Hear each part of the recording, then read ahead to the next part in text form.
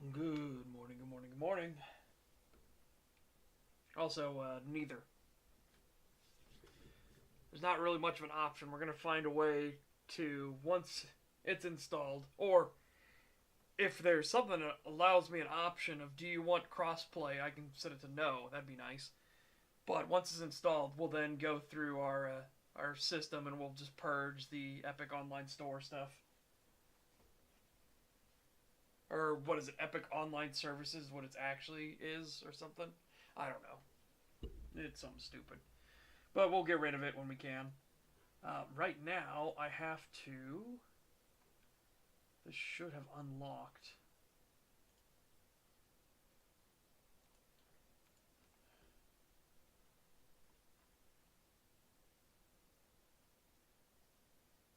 It's stuck at coming soon. Fucking fantastic. Hold on a second. I knew we weren't going to get to play it the moment the stream started, so I knew that already. But I thought it was going to unlock properly.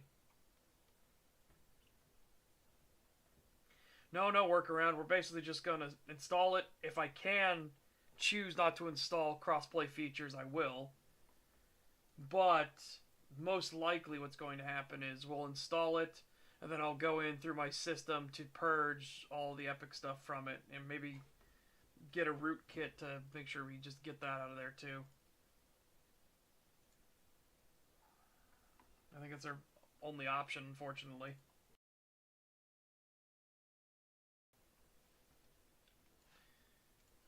Okay. Now.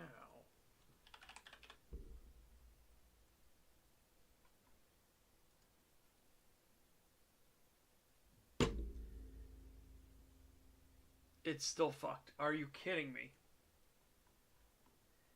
You're kidding.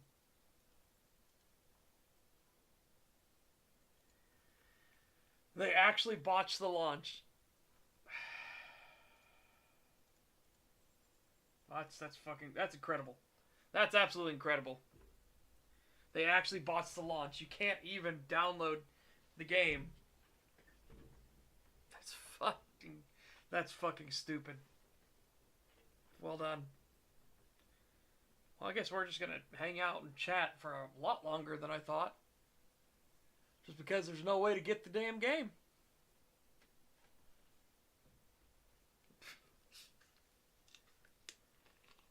Yeah.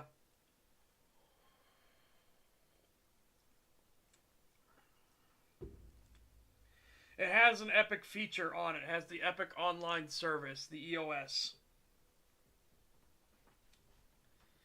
So the EOS is a really cancerous system that lets Epic infect your fucking computer. Unfortunately.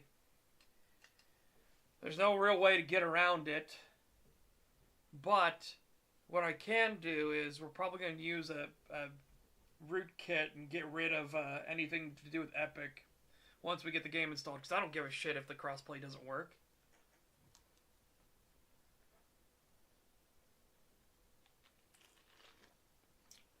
But we can't even start the process because the game's actual launch, for people that didn't want to spend, what was it, $30 extra, $20 extra? They fucked up the actual launch.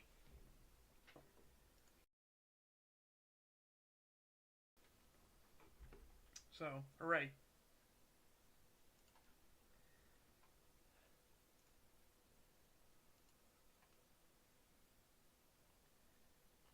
I don't know. I guess I don't know what we're going to do then instead.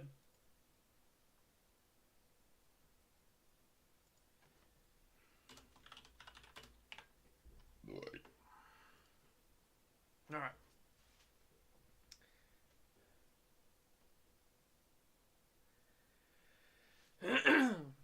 No, I'm not watching any videos.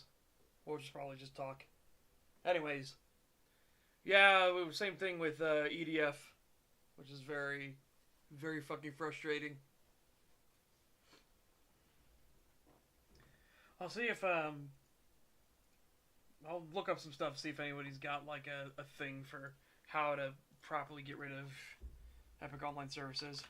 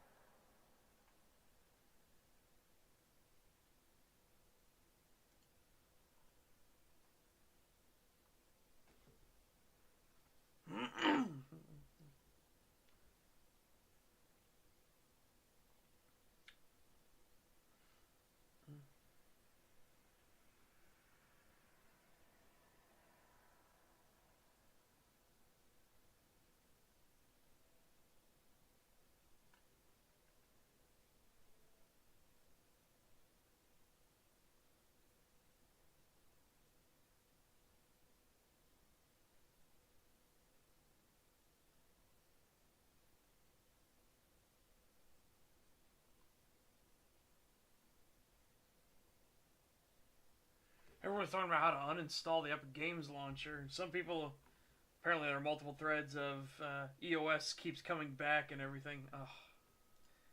What a fucking clown show.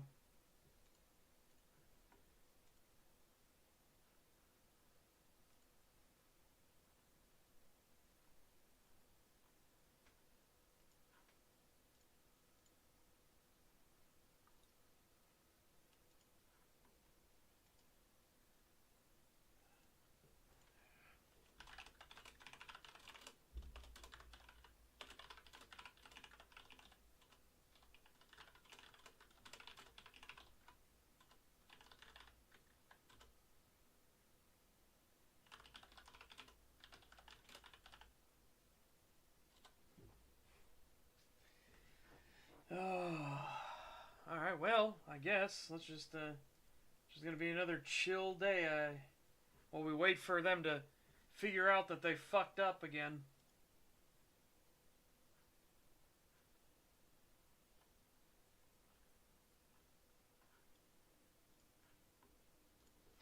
Hey, Grinus, welcome. Well, I guess let's do this then, shall we?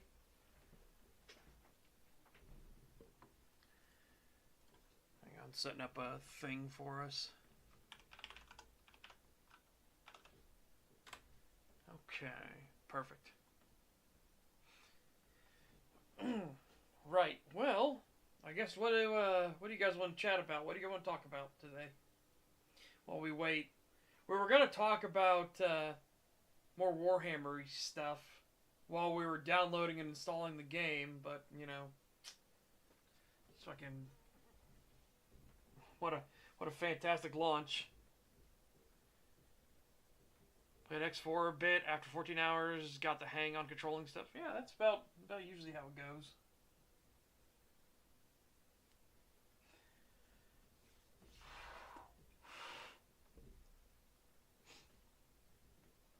Yeah. You could do the whole history of everything in Warhammer. No, not really interested. Especially because Games Workshop is already fucking it up, everything. Like, again, putting in female custodies and stuff like that. They've already fucked up the lore and history as it is, so none of it fucking matters anymore. Gotta cater to the mental illness mafia, of course. Yeah. I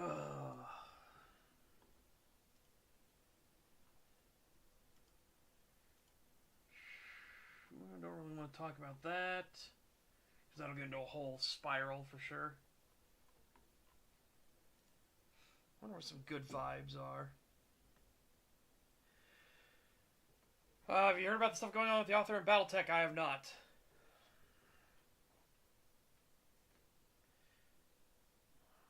Warhammer Fantasy was good until end time. Well, yeah, Warhammer Fantasy was great, but then they stopped doing anything with it. And then after they stopped doing anything with it, they're like, people aren't playing it. They're not buying models because you stopped doing anything with it for years. You stupid fucks. Oh, I guess we'll just kill off the entire universe in the stupidest, most retarded way ever. Character assassinate every single character. It's like, what the fuck? Turn Warhammer Fantasy into generic, low-tech space marines. Nah, fucking. Again, Games Workshop are just fucking stupid. That's the irony of it being that Games Workshop is actually the manifestation of the Imperium of Man in 40k. Incompetent, too much bureaucracy, has no idea what's actually going on, and is only carrying forward through sheer momentum. Has no actual innovations, no actual ideas.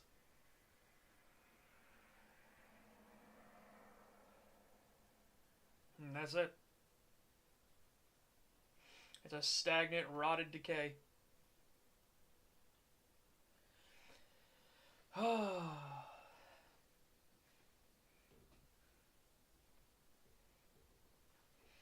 No, not at all. Again, most companies don't have this problem. like where they have one thing. Again, most companies, they actually have to continue pushing forward because they actually need and require things. Like, they actually need and require profit, right? To continue as a company. Games Workshop is more of a wild child because there's no other real game in town, right? They have the niche, but they also kind of have the monopoly in that niche. People have tried breaking into it, right? You've got War Machines and stuff that have tried to break in. You've got what is it, Bolt and Bayonet? But again, that's for history. People that want history. There's not another Warhammer style game out there.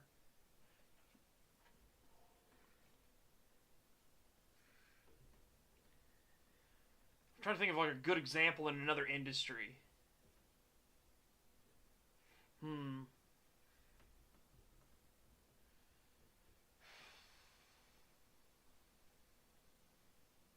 I guess it would be the same thing. Like, we're not going to have a good example of an exact example thing. But it'd be like if only one studio made movies, right? No, not operating systems, because again, that gets way more complicated. But it'd be like if only one company made movies, and then other companies tried to come in and make movies, but they just couldn't break in. So you have this one company that makes movies, and their movies are just getting worse, and they're shit, and they're not good. They have no ideas. They're not thinking outside the box. They're just petering along, right? And that's the only thing that's maintaining fair weather. Their actual status is the fact that they are the only game in town. And in this term, game being whatever your preferred business is.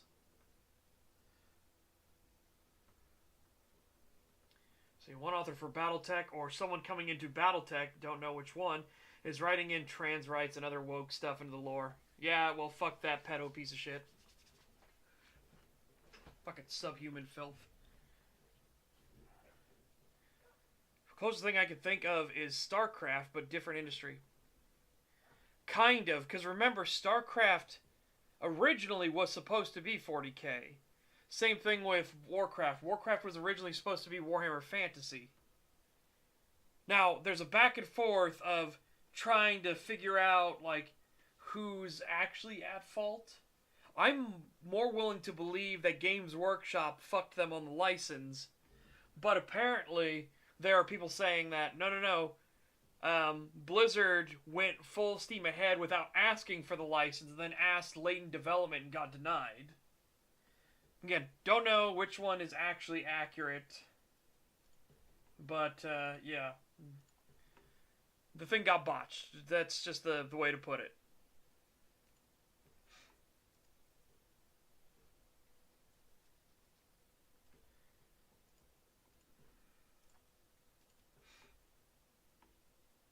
No, they still fucked it. Well, right now, Baron, it's not going to be any Space Marine 2 today because they fucked their own launch. So it's stuck at coming soon.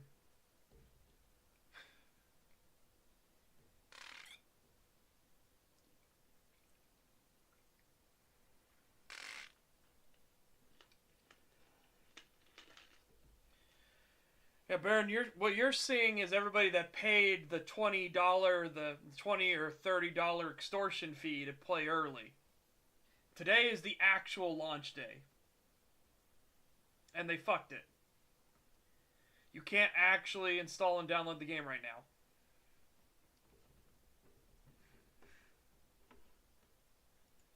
Absolutely fucking bunch of clowns.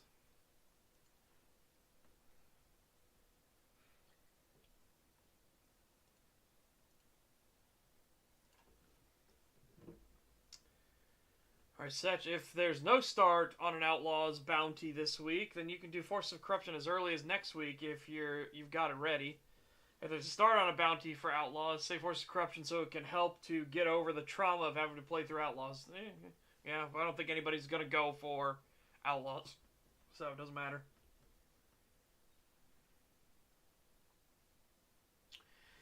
No, you don't have to get EGS. You have to get the Epic Online Store, or the Epic Online Services. Sorry, not store.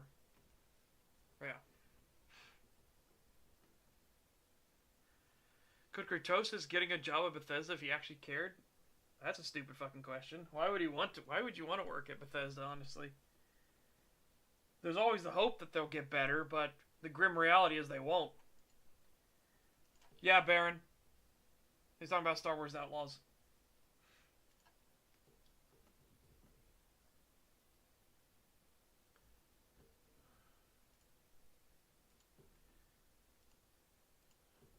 Okay.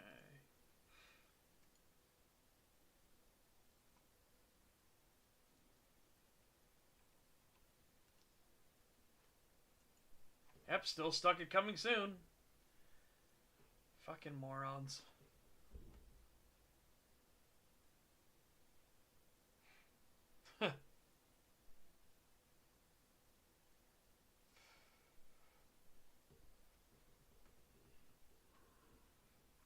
Yeah, so essentially, because no other game in town, Games Workshop can be as festering, rot-filled, uninspired, and lazy as they are, right?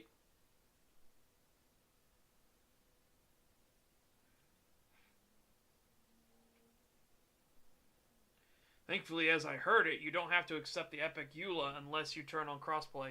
That's not the problem I have. It's the installing of Epic online services in general. I don't want any of that shit. So if it doesn't even install the Epic stuff, that would be fantastic. Otherwise, again, we're gonna have to dig in the fucking root and everything, go through our rootkit and everything, and just rip out anything with Epic on it. It already sucks that so many companies use easy anti-cheat as it is. Oh, God.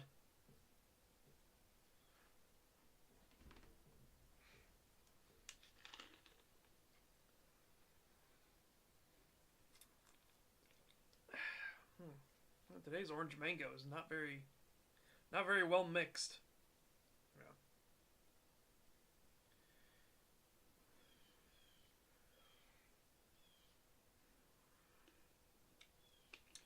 I agree. I absolutely agree. You should only install it if you agree to crossplay, which I'm not going to because again, I don't want to play with anybody that uses Epic Game Studios. Their Epic Games launcher or anything like that. Fuck that. Using a mill to write a story is like using a tennis racket as an umbrella. Pretty accurate. Plot holes everywhere.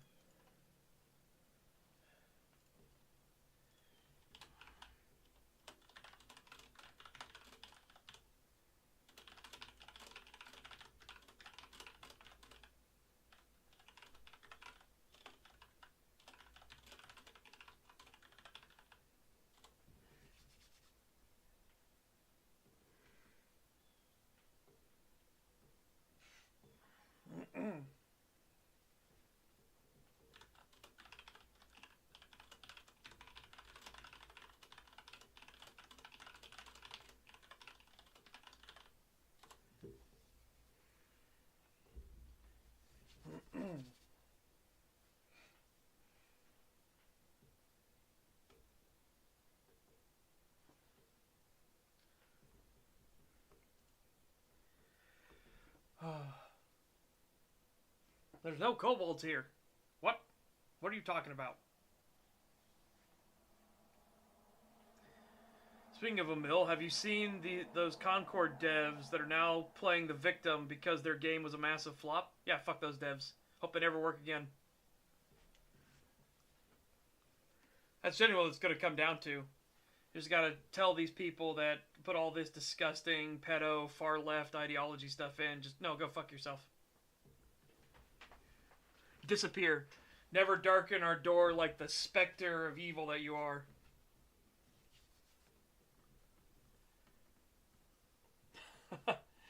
because more right-wing gamers boycotted it. There was no boycott of Concord. Everybody that looked at it knew what was going to happen. There was more like, watch this shit. It's like, it's that moment when you see a moron and they have like a blowtorch or something and they walk up to a stick, big old bundle of TNT, right? And you're just standing back and just like, oh, this dumbass is gonna kill himself. All right, here we go.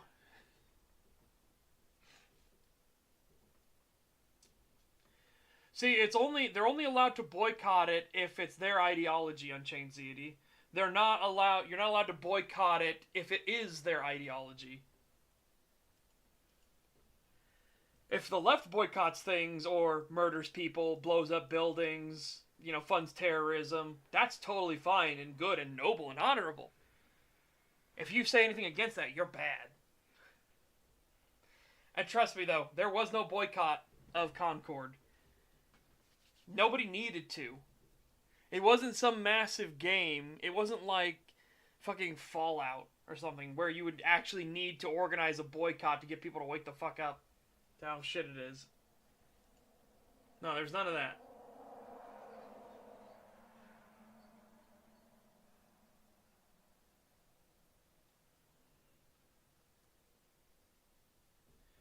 No. No.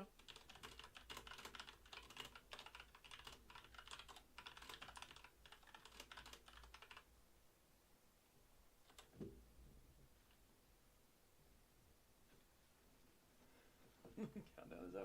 No.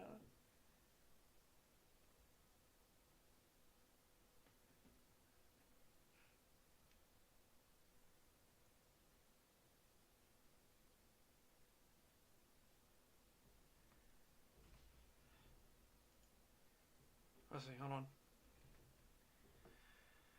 I heard about Concord for the first time when it already failed. That's kind of the same thing for me, right? I think it was... I heard about Concord during the paid beta?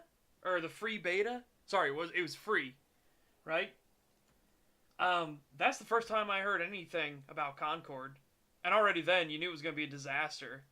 Especially because for their free beta, they had no players already. It was like, holy shit.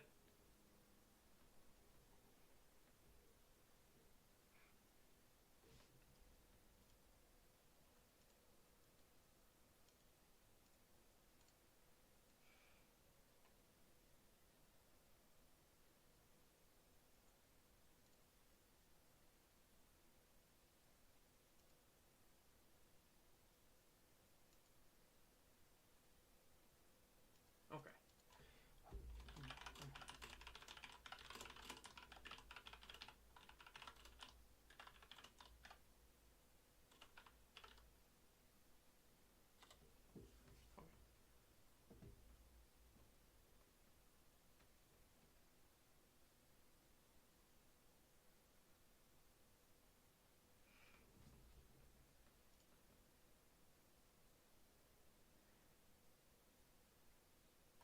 Yeah, no, it's the same problem we're getting. The system is fucked.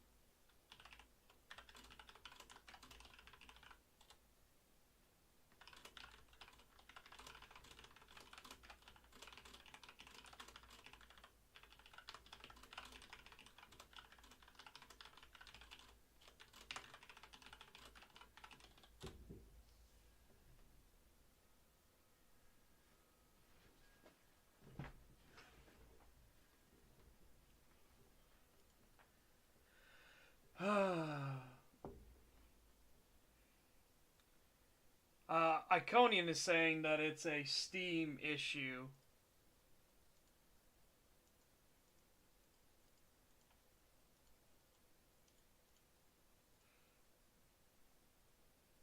So again, today might be just a day of us just hanging out and shooting the shit because they can't get it to fucking work.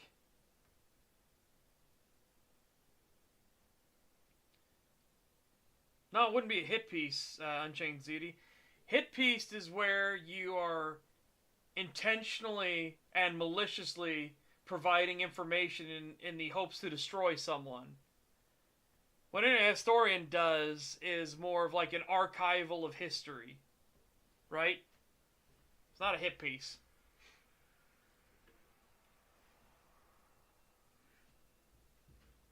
Again, hit piece is its own thing. Like the people doing hit pieces against Internet Historian would be a good example, actually. People that are saying that he's a plagiarist. It's like, okay, how? What's your evidence? Well, he said these things in the same order that other people said those things. Like, it's a timeline of events. What the fuck do you want him to do? If he's going in chronological order, he's going in the order that the events took place. What the fuck is wrong with you?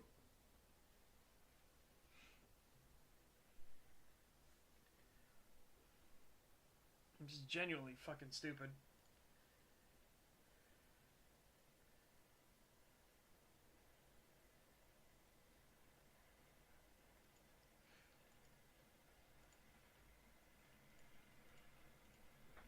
What is that sound? You guys hear that crunchiness?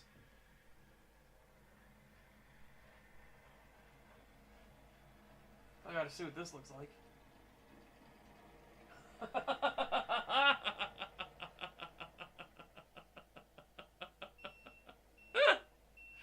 Oh no. Oh no. It's just a guy there's one guy driving a front loader and another guy is just hanging out of the bucket. You know, hand on his hip, one hand on holding on to the grip of the arm extension, and they're just picking up all the traffic cones now, apparently.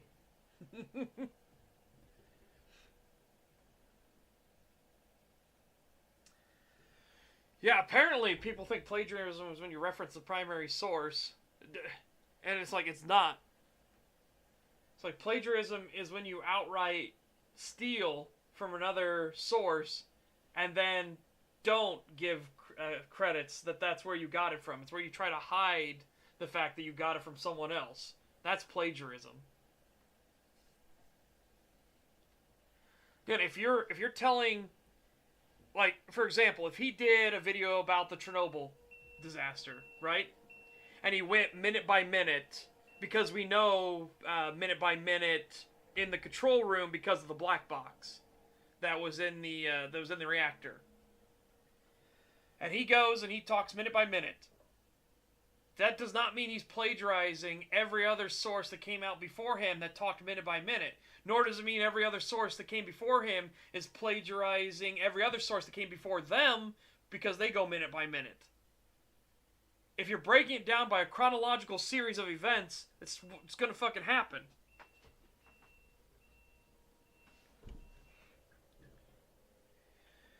Satch, have you seen the game trailer for Fair Game? It came out last year, and it might be the next Concord. I have not heard of it. I've heard murmurings of the title Fair Game. Haven't seen it. Haven't done anything like that about it.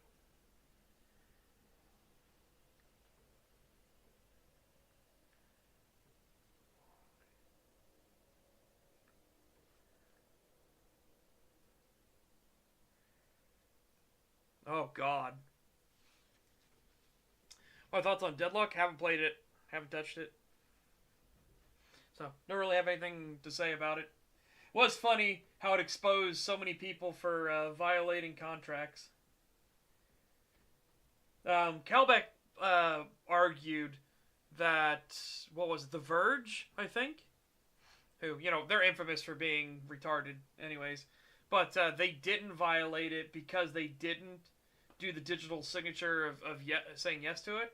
I argue more that by having the piece of software, it is a tacit agreement already to the NDA.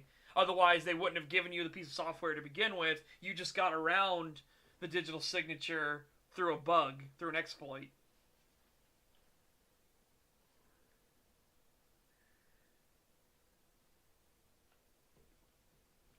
I suppose that would be something for a court to decide, right?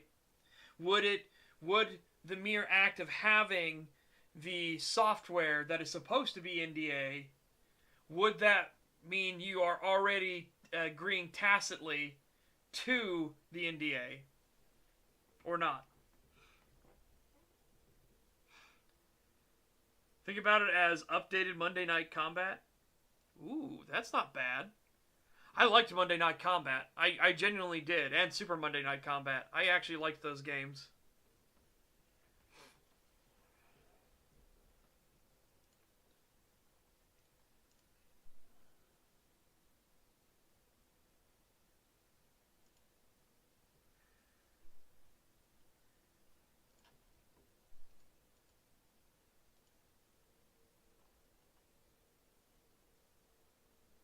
Oh, they reset the thing.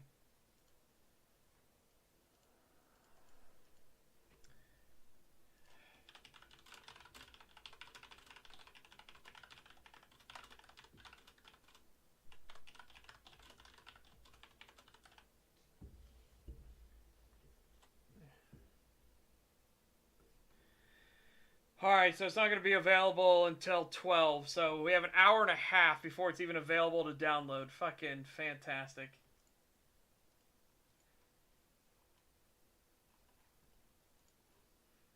Bunch of morons.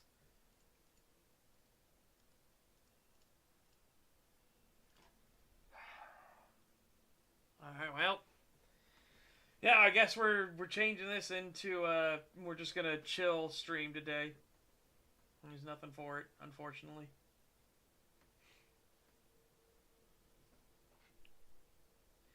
Look, Space Marines arriving late is just lore accurate. I mean, you ain't wrong there.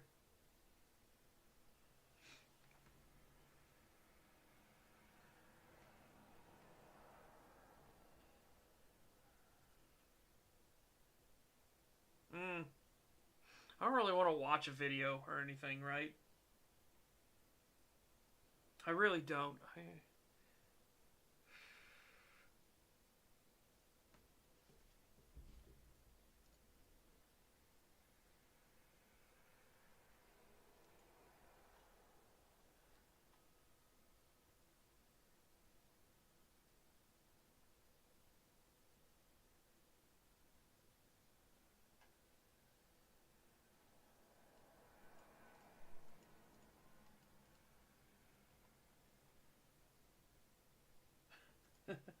Oh my god.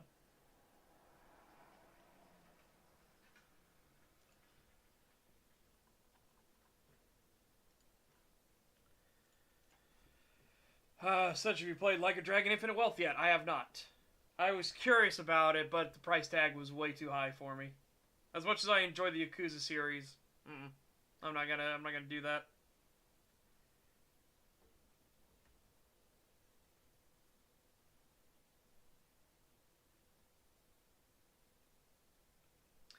That's my favorite way of keeping a secret identity. Wally West, the Flash, is always late. Because you never expect the fastest man alive to always be late. Ever heard of the Almighty Lolly or Perun? I believe... I don't know about that second one, but yes, I have heard of the Almighty Lolly. I believe some of their videos have been shown, not here on my channel, but pretty sure I've watched a couple of them in the past.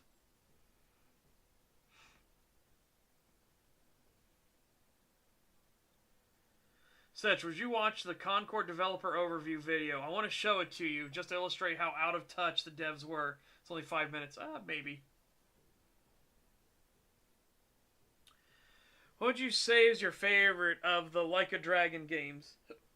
Well, technically, there's only 2 Like a Dragons, even though Ryu Ga Goku? RGG is the title in Japan, which is supposed to be Like a Dragon, right?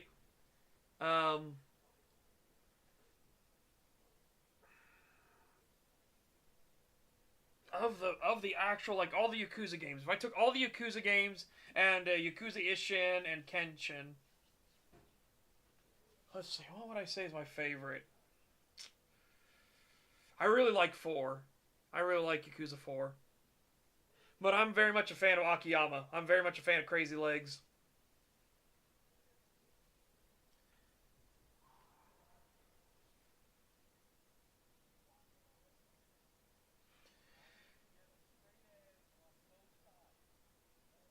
Yakuza 5 was just, it was too, it got too long in the tooth. Way too long in the tooth. Not to mention the fact that it was constantly, you may.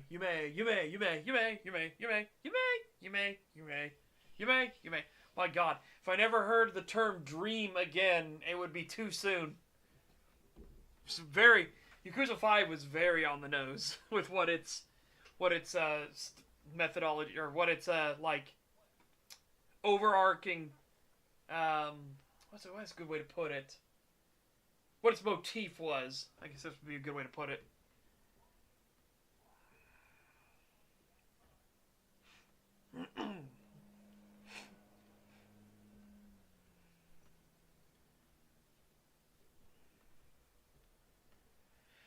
No, that's not that. It's unrelated. The thing in Yakuza 5 is that it's literally all about dreams, right?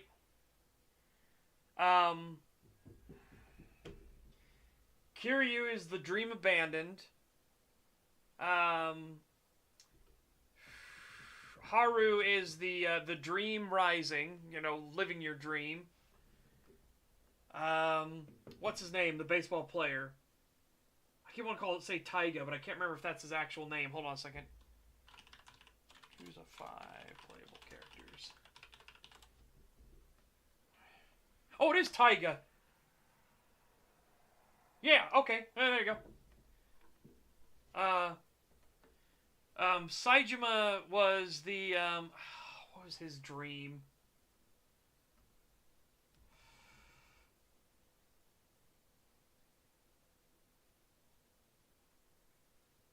Tetsuo is the dream destroyed. That's what his one was. Taiga's, I'm trying to remember what his dream connection was.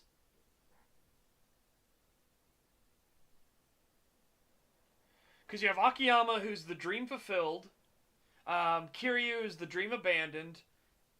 Haruka is, or Haru, is the dream in action, living the dream. And I can't remember what's, Tatsuo Shinada is the dream destroyed. And then, what was Taiga's?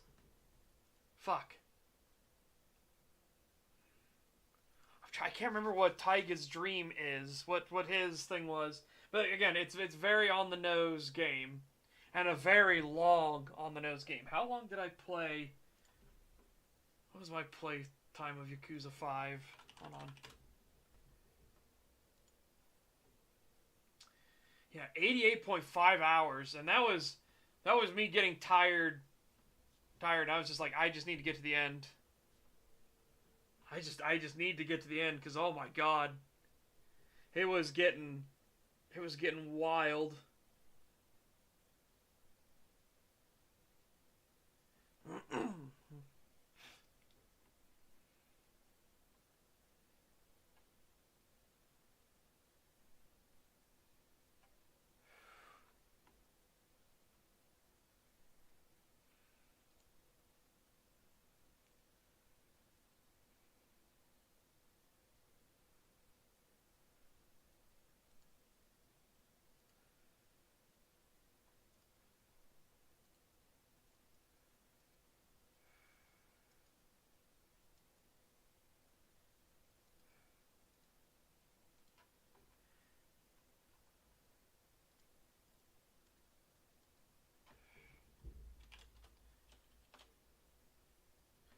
Would be they reset the release window while they work on fixing a technical problem.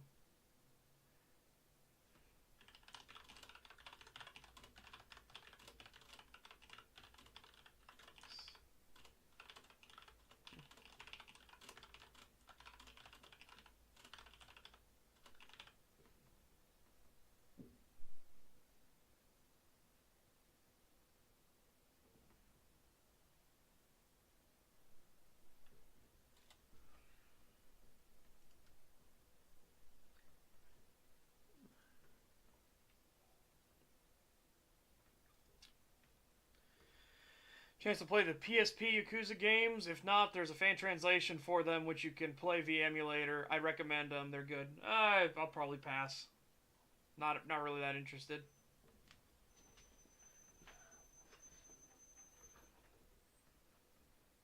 A lot of these spin-off games for the Yakuza series, I'm just kind of like, eh.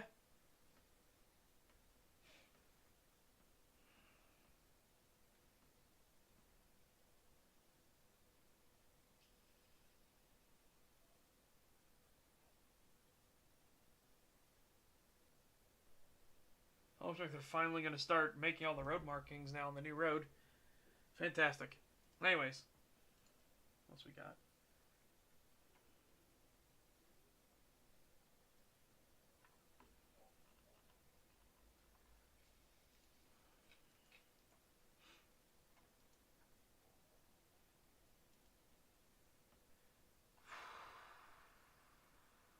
You know what? I guess we'll watch that Concord developer overview video. We'll do that.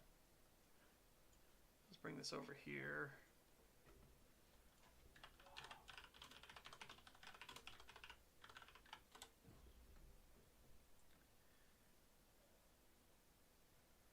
I assume it's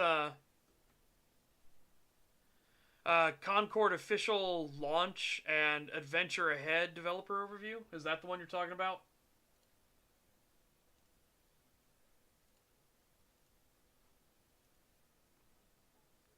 Oh, yeah, okay, it is. Alright, I just looked over. Fantastic. Okay. Alright, let's full screen this.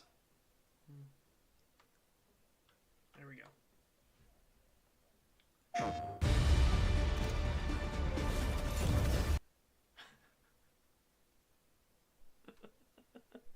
We're not even 3 seconds in, and already I'm like, what the fuck was that?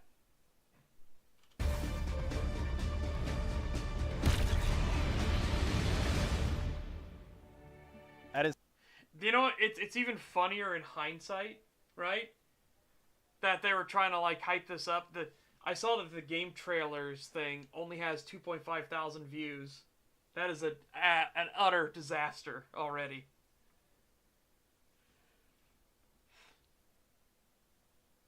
Concord is a 5v5 first-person shooter, but we set out to make it play like nothing else out there. We were kind of. That's a bold claim, Cotton. Let's see how it worked out for. Oh. Craving a new experience, and we wanted to come into the genre space and provide a different option than what was out there, and we felt like we had the ideas and the drive to find something new. We ended up. This is the footage you're showing for it? This is the footage you're showing for it?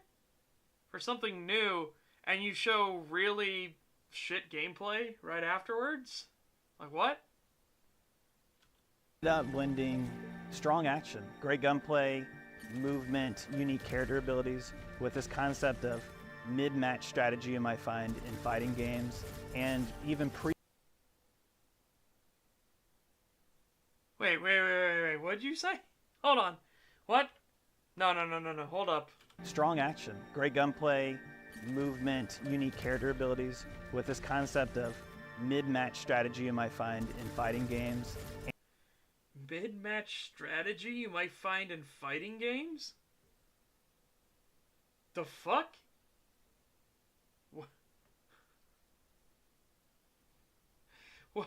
What the fuck? We made these characters as unappealing as possible so we'd feel represented. There's no Rule 34 because they represent us as unfuckable mutants.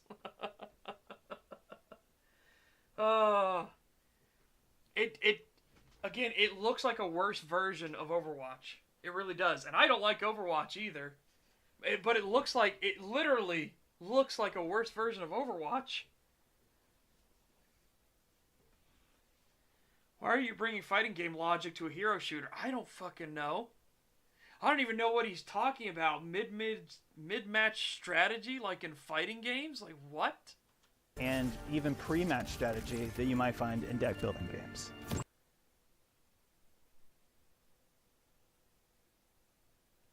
And even pre-match strategy like you might find in deck building games. What pre-match strategy is there? Pick, counter pick, ban? What are you talking about?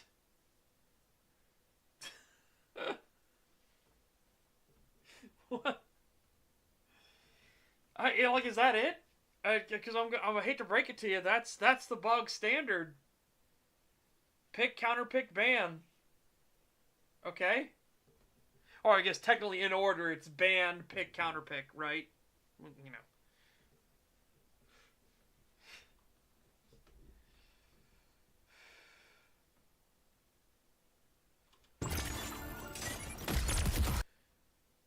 Since you would need to adapt the strategy of your opponent in the middle of a match or a set in a fighting game.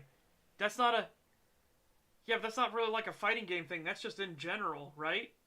That's every shooter that's had been competitive since the dawn of, like, competitive gaming. If you realize your opponent is constantly doing this one thing or they're really good at this other thing, you try to capitalize on where you have strengths while trying to take away the strengths of your opponent.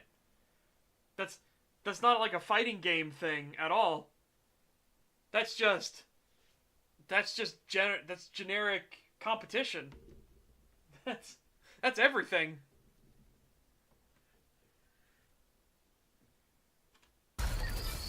We're taking a different approach to character selection and role definition. We wanted to build a game where players could choose the characters they want to play and have those be viable in the combat space. You can...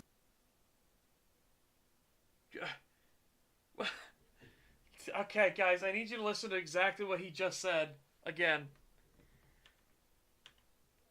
I need you to listen very carefully to what he just said. Games. I can't even believe what he just said. We're taking a different approach to character selection and role definition. We wanted to build a game where players could choose the characters they want to play and have those be viable in the combat space. We wanted to make a game where you could choose a character, any character you want, and they would be viable in the combat space.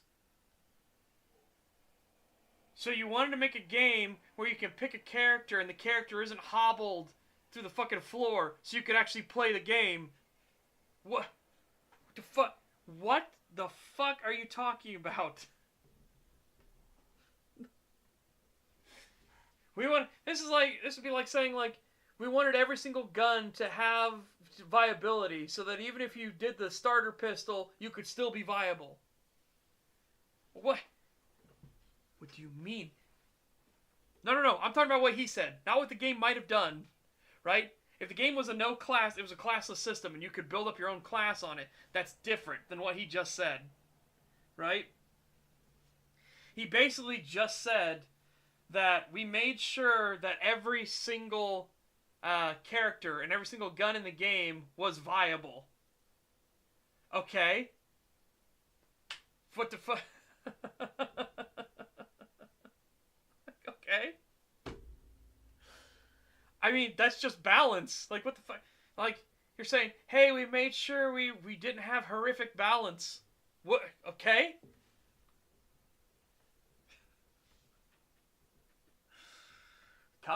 Concord is a game we made with passion. It even has gameplay. There you go.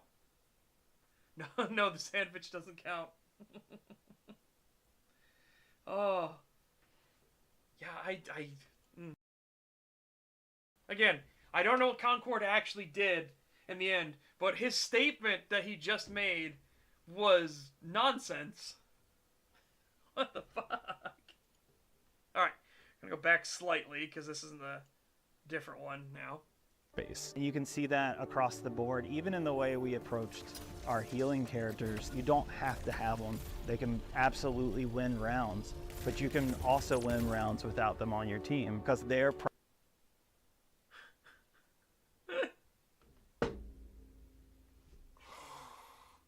Oh my god. This is one of those statements that is true, but also stupid at the same time, right? Like, again, you could play any game that's competitive, right? And it has characters that are dedicated to healing. And never touch those healing characters. And have an entire team that does not have healers. And still win. If your team is skilled enough, if you can kill the enemy before they can kill you, and not lose much health doing it, you don't really need the healers, do you? You can get out more people that do it. If you want to have an entire team of snipers, go for it. But you all better be fucking ace shots, right? Again, it's a statement that's true, but it's one of those things like, okay, but what about in your game? What do the healers do? Like, what is their thing? Are they crowd control? Is it CC healing? Is it leech healing? Leech healing, I think, is one of the more interesting ones, because then your healing efficiency and capabilities as a healer are directly tied into your capabilities to do damage. I actually like leech heal, stuff like that. Yeah, exactly. That's another good way to put it. As Donder says, just because it's true doesn't mean it's intelligent. That's a good way to put it. Primary output is still at its core a damage game. They're still able to win fights and encounters that in other games. Except for whoever the viewpoint was. Like, so far the viewpoint people playing, they've been okay, but the people they've been fighting have been kind of lemoning, right? They're kind of dumb. And then you see this damage where this character just starts shooting the side of a fucking train. game. They're still able to win fights and encounters that in other games a healer may not be able to win. They're still able to wait. No. My brain keeps wanting to auto-correct what he said. Hold on. Able to win fights and encounters that in other games a healer may not be able to win. In our game, the healer is able to take fights and win fights that in other games healers might not be able to win. What the fuck? No. Right now, that's not what I'm hung up on. I'm hung up on this one right now.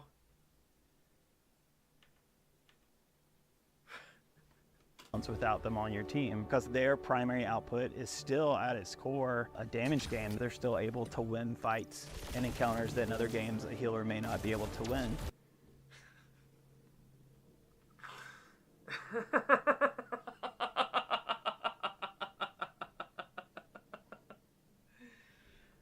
Oh my god. Oh my god. What the fuck? They said their game is primarily about damage. That was what they're saying. Okay? So their game is focused on damage. I also noticed there's a lot of like heat-seeking capabilities. So there's a lot of, they've removed a lot of the skill ceiling for a lot of these capabilities, because there's a lot of these that I see that just track in on the person, right? So that's kind of fucked. Sorry, throat demons are acting up. 1 second.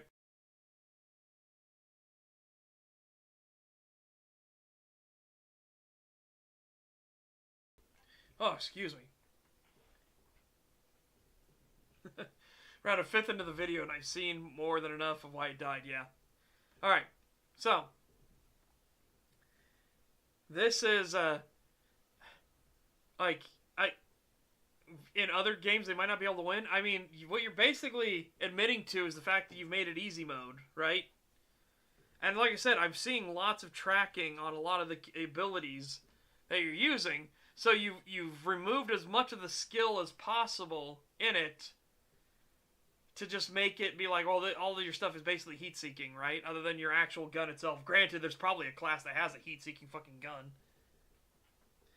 But this wasn't the only time this happened. This one, obviously, the thing went around the corner to hit this guy. There was another one where he threw it and he jumped around the corner, and then it went around the corner and into a container to hit another guy. So it's just like the game is easier, therefore healers can do better.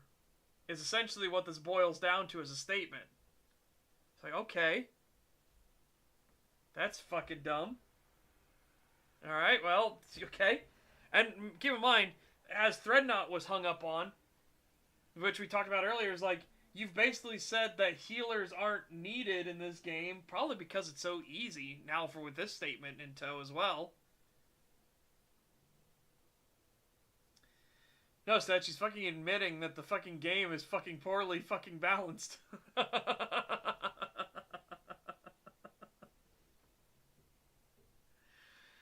Yeah, I guess, and again, that's the other point of it. It's like, judging by this gameplay here with this healer, why would you not be the healer class?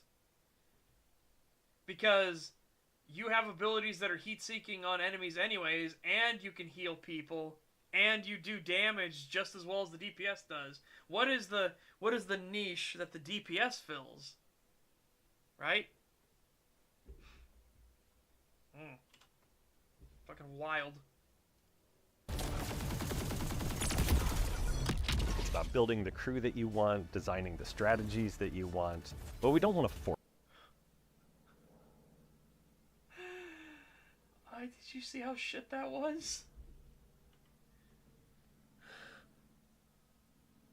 A fucking cartwheel kick to the side, and that's a dodge. Oh.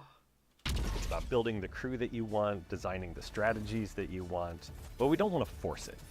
If you want to main a character, yeah, go ahead. You can do that. The game supports it. But we also want to entice you to think about different options. The idea... What? What? Again, what are you... How is this different than literally every other game, competitive game in existence? Right? How is this different? Hell, Counter-Strike actually does more to force you to play other things because of the economy in its rounds. What the fuck are you talking about? Like, remember, I'm coming at this from the point of view that he said that this is supposed to be different, unique, never before done in the industry, right? And he talks about something that's literally done in every competitive game ever. Again, Counter-Strike forces it more because the economy system exists in Counter-Strike for each round. So you kind of have to play outside the box. You can have your mainstay weapons, your favorites. Like, I like the M4A1 silenced. I like the M16. I like the AK-47. I like the Desert Eagle. You know, you can have those mainstays that you perfectly like. But because the economy system is in place, you might have to make budgetary cuts or pick another gun to use. Try to find something else that you have to fall back on if you don't have the money to continue using the weapon you do want to use. Right? Like, your snipers may not always be able to get an op. They might have to work with the scout, so you better get good with the scout. They might have to work with other weapons. They might go all AKs for a round, or they might go all M4s for a round, right?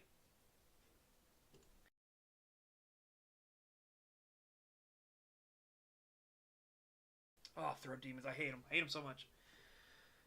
Meanwhile, what he just said is literally like, you can main a character. Okay? You can do that in every game out there. But we want to try to entice you to play other games. Like, okay, you can do that in every game, every other game that's out there competitively. You actually have less of a drive to play other things, according to you. You have less of a drive to try other things. You're less unique than other games. The fuck, man? The idea of crew bonuses is to give you incentives to try different characters. And as you do, you build up extra abilities round over round.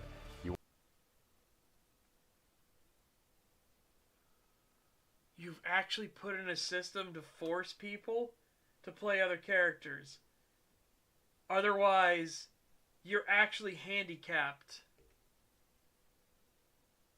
What the fuck? Also, just all the characters look fucking hideous. What the hell? Anyways, hold on. Options. The idea of crew bonuses is to give you incentives to try different characters. And as you do, you build up. Again, that's not an incentive. Look at these things.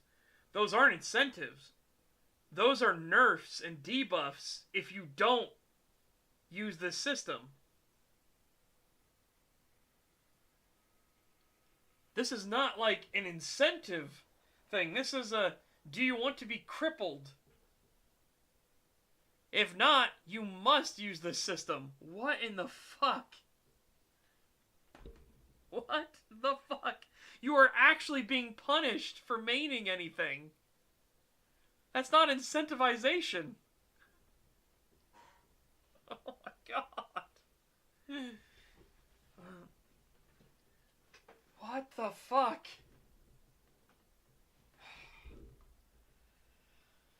And look at these. These are good buffs. Fucking wild. Absolutely wild.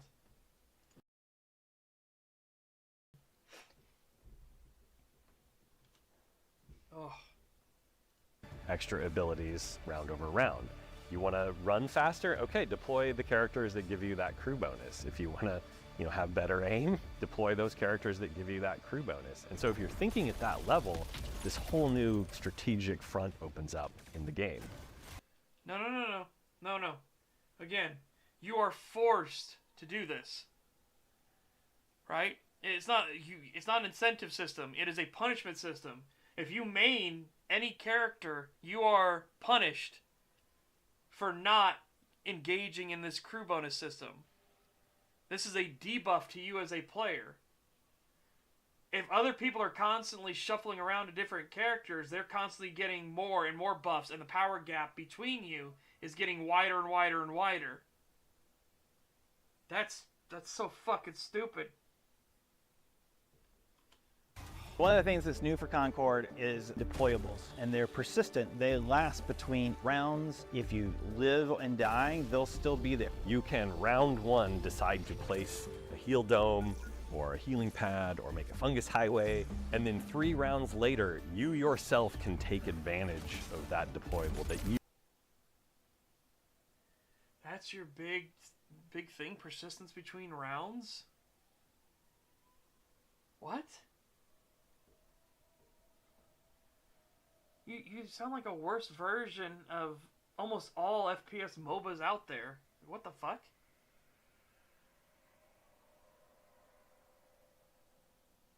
That's your big selling point? That's not good. What the fuck, man? Also, can you imagine the abusability of that? You placed in round one.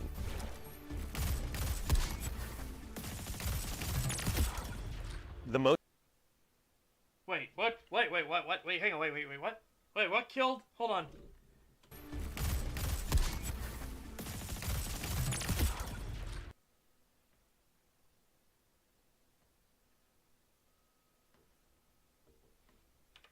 What? Okay, it was the orb. Alright, I thought the orb was like a power-up or something. No, the orb is what killed them. The person we're watching didn't. That's what I was confused about. I was like, no, this person can't hit shit. Like, this person can't aim to save their life. The most exciting thing we can do in a character-based shooter is have more characters. That's the most exciting thing? I hate to break it to you, no. The most exciting thing you could do is have really interesting and unique characters. You don't need a ton of them. You don't need like 600 amorphous blobs, but because there's 600 of them, that's exciting. No. If you have only like 7 really well-defined characters, that's fine. If they're really well-defined and they have their own niche and you could actually main them and not be punished for maining them because of this stupid fucking system.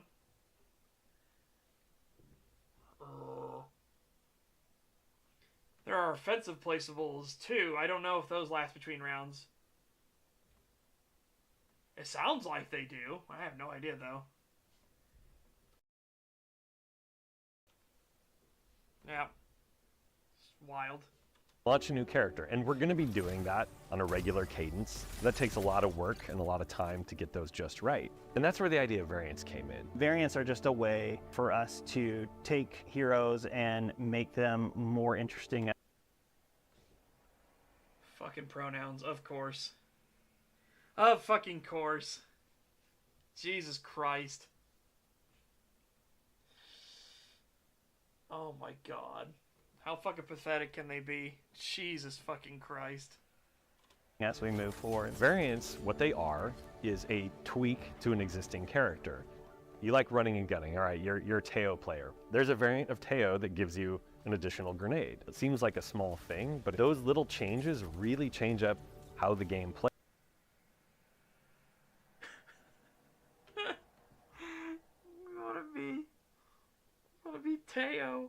I'd say Teo is the name, but you want to be Teo. And this is a variant where you get an extra grenade. Wow. I mean, he said it seems like a small thing, but it actually changed a lot. No. It seems like a small thing because it is a small thing. Like, why didn't you just be like, hey, what if you like just being straight up shooter, but you want to have some more firepower? So now here's the version of Teo that uses grenade launchers or rocket launchers. Here's a version of Teo that uses shotguns. You know, again, actually make a change, not you get an extra grenade. What the fuck do you mean?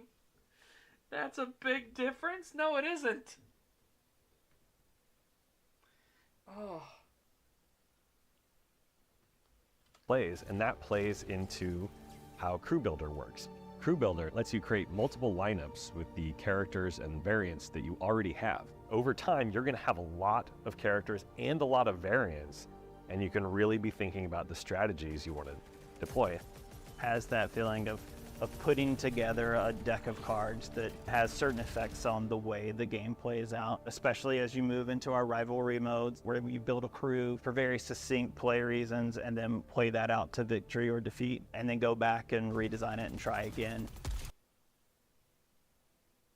I don't know, my brain kind of shut off there for a second. What the fuck did he just say? I just had a moment where, like, I just realized how everything was so stupid, and I had a moment where I just stopped paying attention to what they were actually saying. Fuck. About the strategies you want to deploy.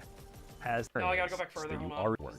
Crew Builder lets you create multiple lineups with the characters and variants that you already have. Over time, you're going to have a lot of characters and a lot of variants, and you can really be thinking about the strategies you want to deploy.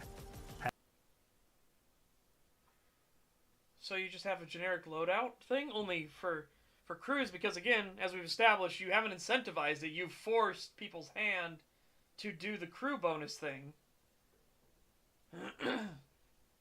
Okay. Has that feeling of putting together a deck of cards that has certain effects on the way the game plays out, especially. Why? I mean, I guess this is another one of those statements that's technically true, but also, if you're a skilled enough person, you would never need to switch off of your initial character, right? You just don't die, and you just keep fighting, you keep killing, you keep pushing the objectives. Okay. So then none of the other stuff comes into play. Again, it's a statement that's technically true, that it could change the way you play the game because of the awful crew bonus system, but it could be totally nullified if you're just good. Especially as you move into our rivalry modes where you build a crew for very succinct play reasons and then play that out to victory or defeat and then go back and redesign it and try again. At the launch of Concord, you're going to get 16 characters, you're going to get 12 maps, 6 modes, entire set of stories for Season 0. You're going to get the lore experience of the Galactic Guide. You're going to get multiple progression paths, one for your account, one for each character. But that's really the beginning. Oh my god. Oh my god. I can already feel the grind. I'm not even playing the fucking game, and I can feel the grind. Holy shit. I'm already getting annoyed with TF2 with its mercenary park system, but Jesus Christ, this already seems like, oh no, I can already see the treadmill. And here's the thing, do they actually do anything? What do you get for doing this grind, right? Why are there pronouns next to their class? Because this is a far left game, where people think you need to actually have fucking pronouns instead of it being obvious if you're a man or a woman. We're going to keep going with all of those experiences and all of those stories in Season 1 and beyond. We want to provide all of this exciting seasonal content, new maps, new modes, new characters. Again, it's funny in hindsight, and kind of a schadenfreude kind of way, knowing that this game was a total disaster and is now shut down. Like, it had less of a lifespan than a fucking mayfly. Wild. But, yeah, I can see why it shut down. Like, this is a fucking mess of, like, just bad ideas everywhere. With terrible characterization and, of course, pushing the agenda everywhere in it. Good lord. New variants, additional progression chases, quality of life additions. You're not gonna have to pay more for those things. You're not gonna have to buy a battle pass. Additionally, we are going to launch a cosmetic-only store that's going to give you some additional options on top of all of that free content. Wait, okay, hang on, wait.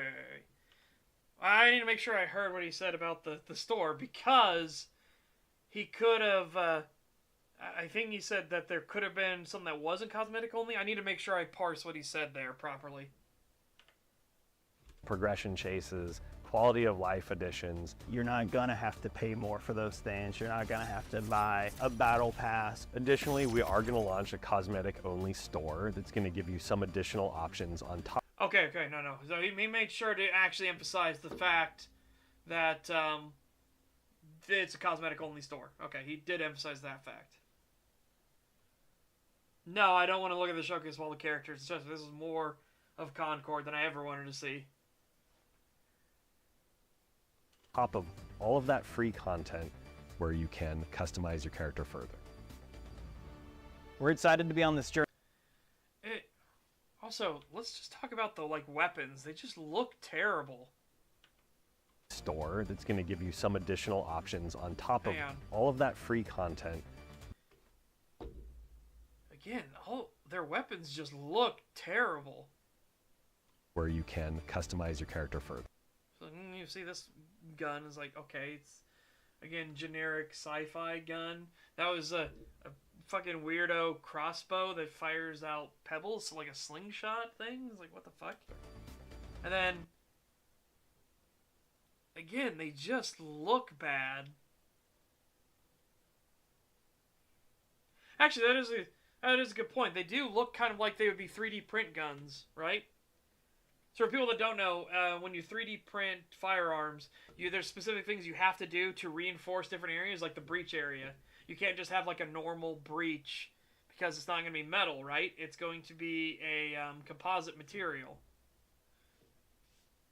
And if you've never seen 3D printed guns, there's actually a really cool one. There's one that looks like kind of like an orca. So they did the normal one, then they realized it kind of looked like a killer whale, and then they did another print variant of it where they made some improvements to it, where they actually gave it like a killer whale paint scheme and everything. Genuinely looks pretty fucking fantastic. We're excited to be on this journey with players, to keep growing the universe of Concord, and to expand our gameplay experiences. The possibility space of what Concord will become is super exciting, and we can't wait to start the adventure together soon.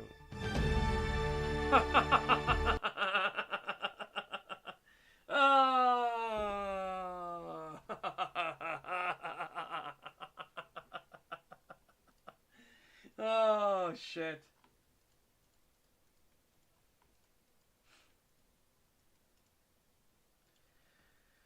Oh, fucking wild. Adventure didn't last long, did it? Nope. Less than 2 weeks, yeah. Wild.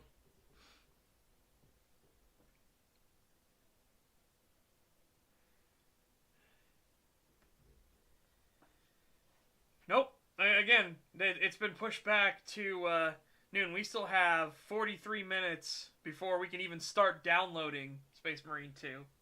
Because the system fucked up the launch, and then they pushed it back. So now we're waiting.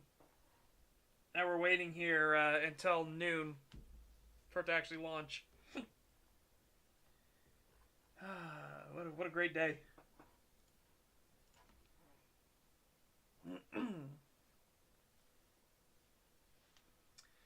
Yep, I know, Donder. I know. I don't understand. I genuinely don't understand. I don't get how they fucked it up that bad.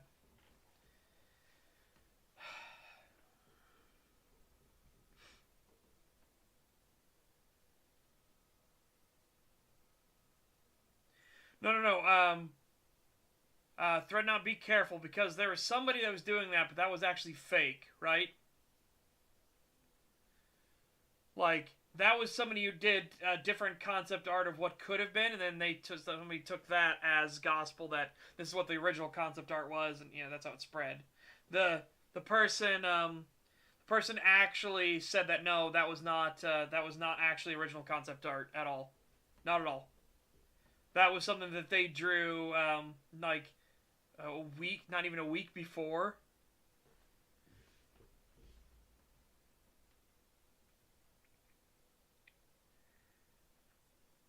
Yeah, that got disproven, Threadnought.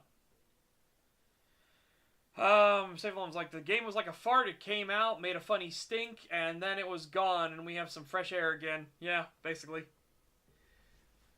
Well, part of it's supposed to be a coordinated launch on Steam and Epic, but again, Epic does find a way to fucking ruin everything, doesn't it?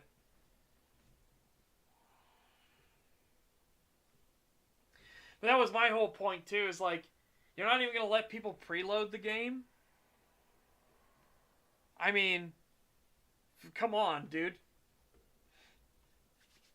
You have an early launch system. People are already playing the game. People have already beaten the game before the normal people. I didn't want to pay the extra $20. Again, I tried to get it as cheap as I possibly could.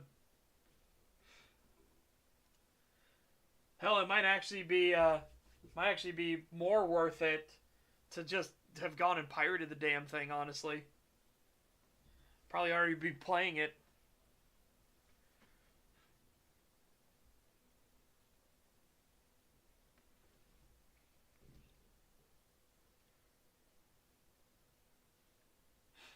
Woofda.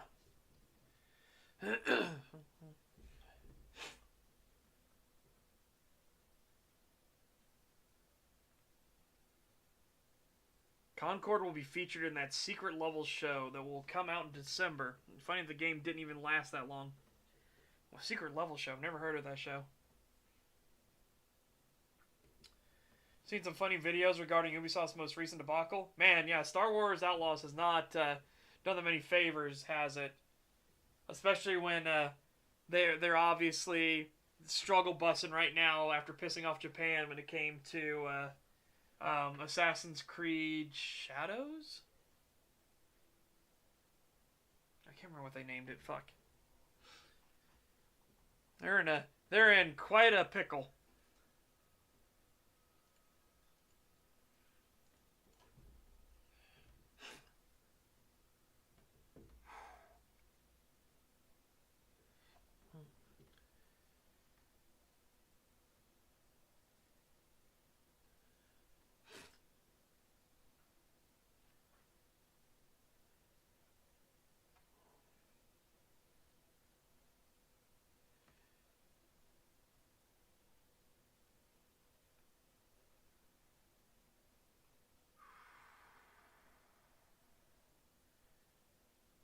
How to play the new French destroyers in World of Warships.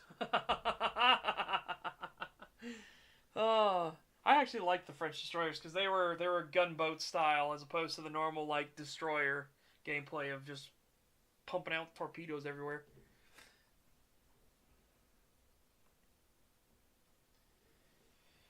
Stormtroopers are accurate to every misinterpretation of them. Yeah, I've seen that.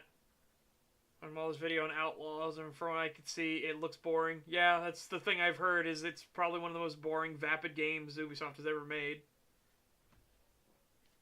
Apparently, Mahler, like, had a mental breakdown. And again, I'm not saying this is a bad way. More like laughing maniacally sort of thing when he got to the end of Star Wars Outlaws.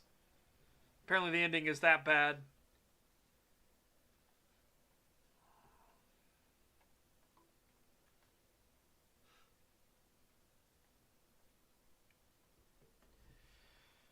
Let's see. Ubisoft even used the flag of some Japanese organization without permission. When they were caught, they apologized. When the organization asked them to remove their flag from the game, Ubisoft basically said, "L, no." Yeah, and there's a lawsuit coming out for that now. So, well done.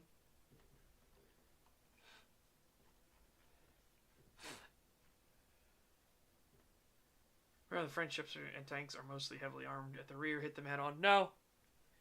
Incorrect. Again, a lot of the things that is really fucking frustrating about French military stuff, especially World War II stuff, is that they actually had really good gear and equipment, but they were being constantly fucking sabotaged by their own politicians and everything. Just wild.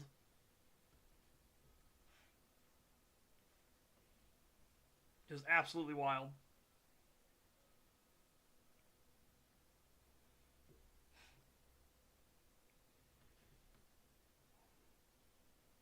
Talking about World War II.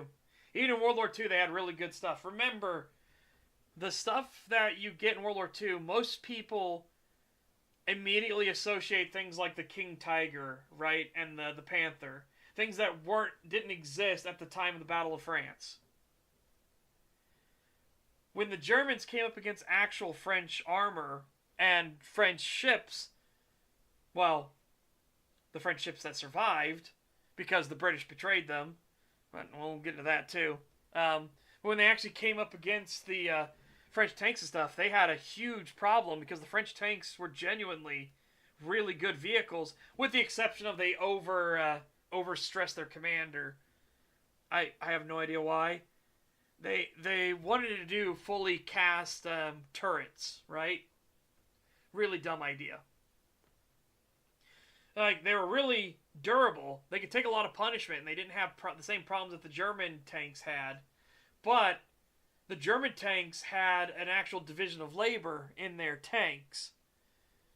Whereas the commanders of French tanks had to be the radio operator, the commander, the gunner, the loader.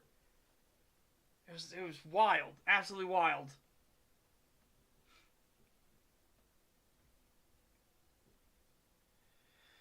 Well, it isn't just the fact that the Germans used extensive radios. The throat mic in and of itself was a brilliant breakthrough that the Germans came up with. The throat mic was incredible. But the French, again, they had radios and everything in their tanks because they listened to the British, even though the British didn't want to listen to the British. But that gets into a whole thing about Percy Hobart and how, nobody wanted to listen to Percy Hobart because he was actually a visionary and didn't want to go with the rules. It was fucking wild.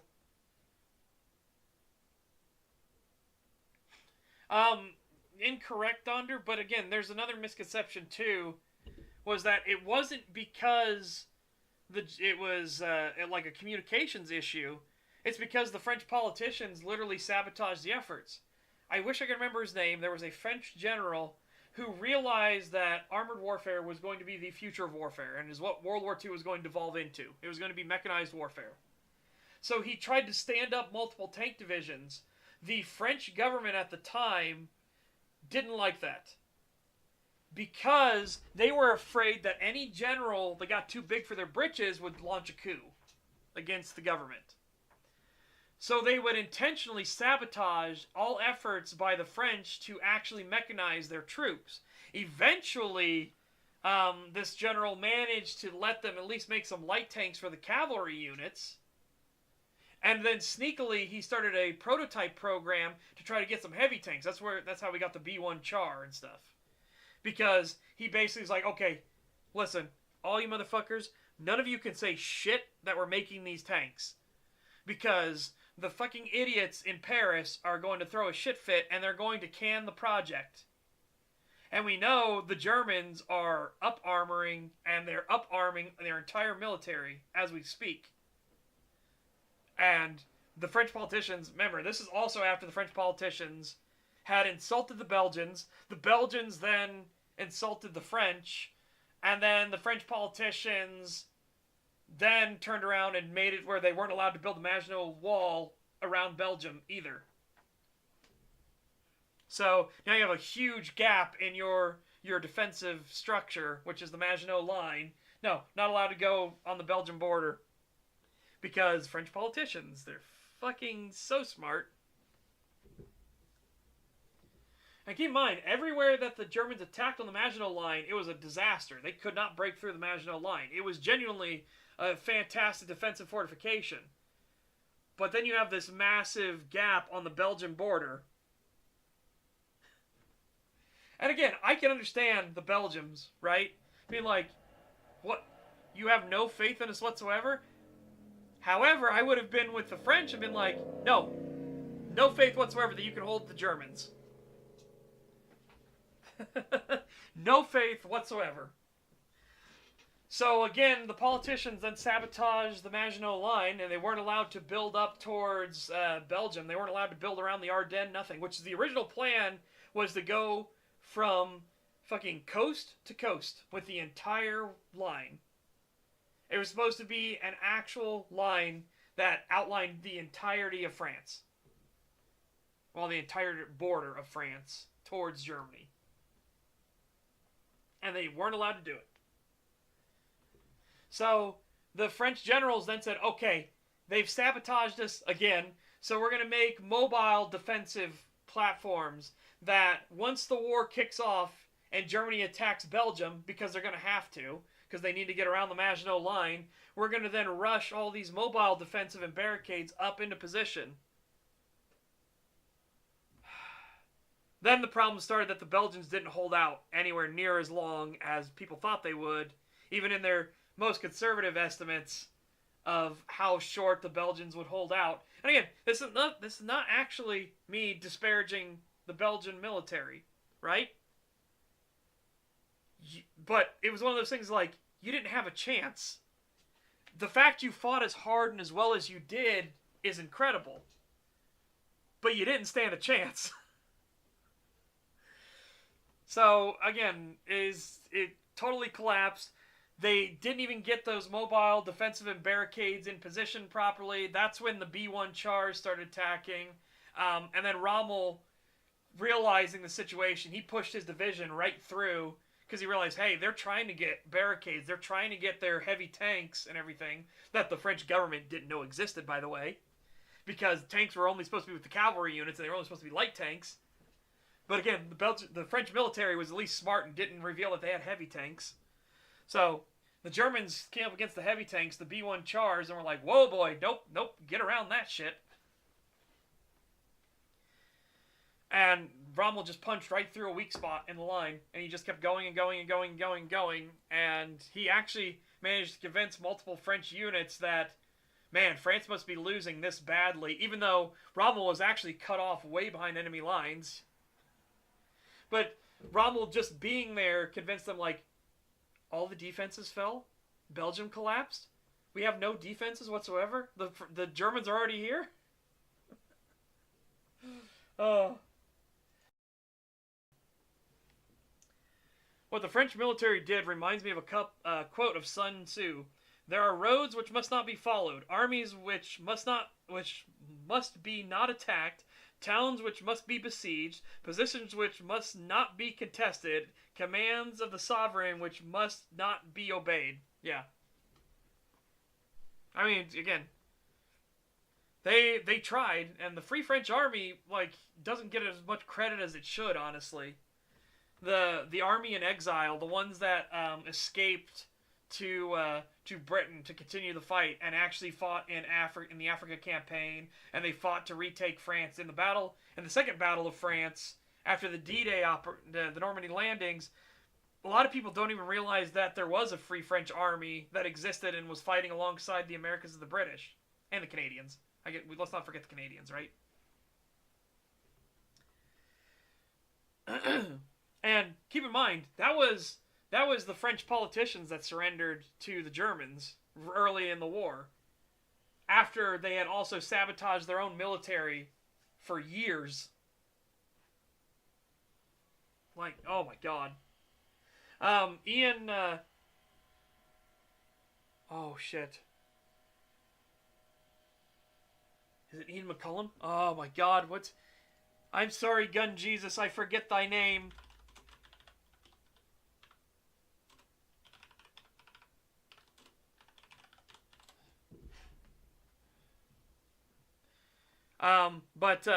Yeah, McCullum. Right, nice.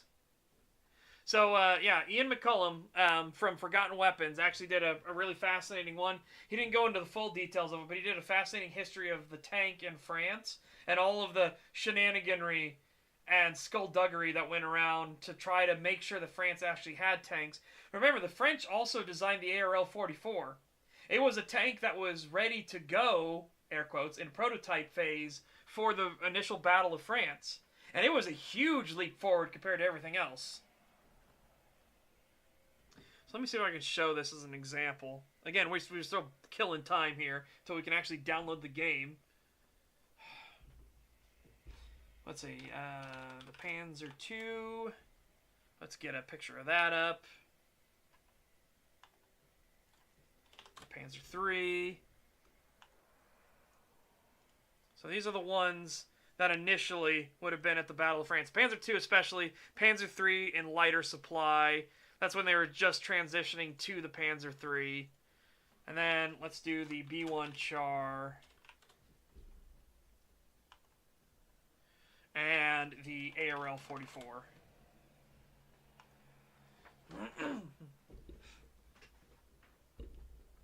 Again, the French had a lot of really good fucking guns. The Lebel rifle is a fantastic fucking rifle.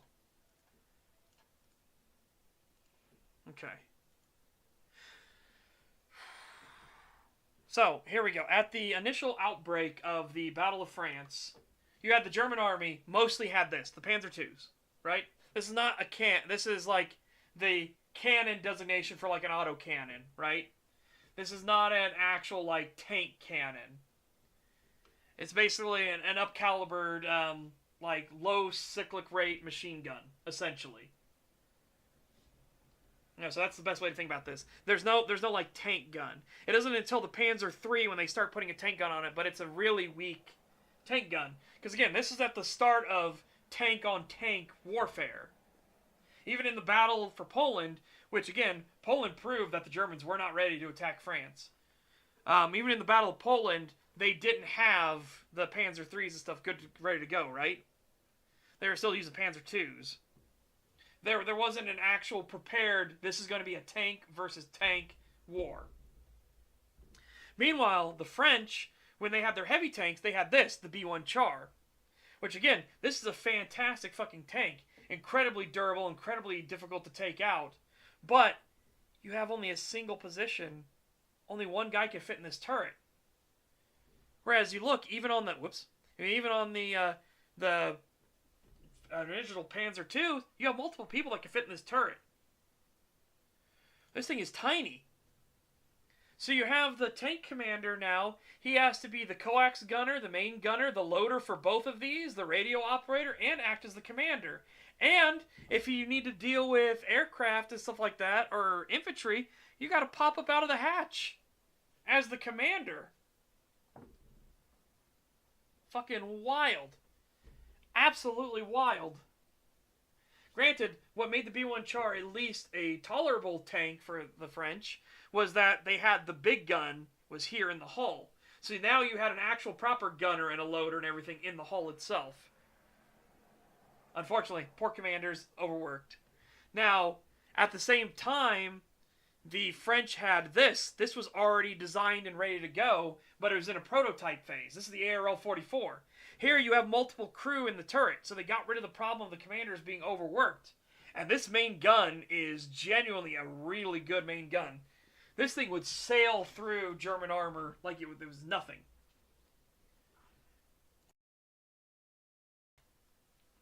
It's such a devastating main gun that the fucking War Thunder actually classifies this as a tank destroyer instead of a tank, right? I just find that funny. It's like, because they wanted to give it like certain debuffs and restrictions in their system because of this tank's main gun. Yeah, that's a big gun. That's a huge bitch. I want to say that it wasn't until 1947. When was it? Okay, you know what? We're just gonna look it up. Okay, we're gonna look up real quick. When did the French recover the ARL-44 from the barn?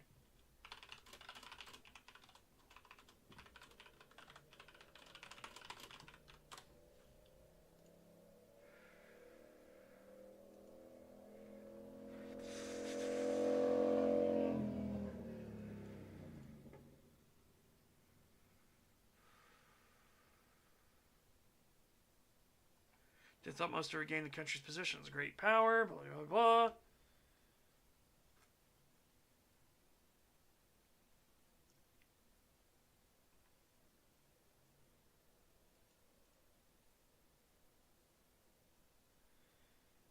That's the AMX and the APX. Where's the ARL-44?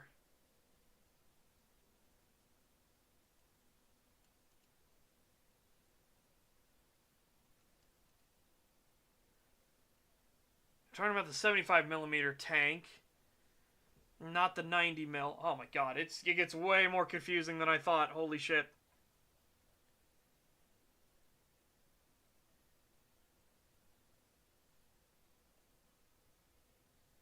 In February, okay, so it looks like in February they found the mock-up, or they had the mock-up. Which one is it?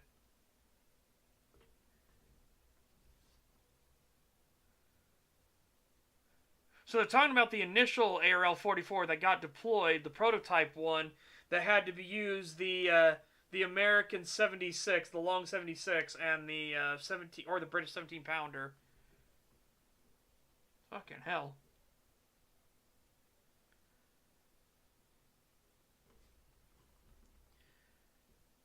So no, it wasn't 47. It was February 1945.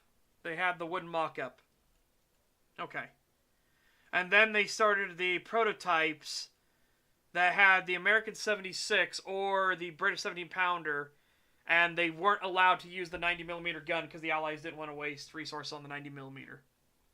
There you go. Alright, so I was slightly wrong. This isn't the one that they found in the barn. What one did they find in the barn then? Shit, I've got to go back. I got to rethink that. The ARL-44 was not ready by the First Battle of France. It was still in mock-up phase. I thought it was in prototyping. Nope, I was incorrect. So what was the one they found in the barn then? Because it was one of those things where the French were trying to hide stuff from the Germans, and so they hid one of their tanks in this barn.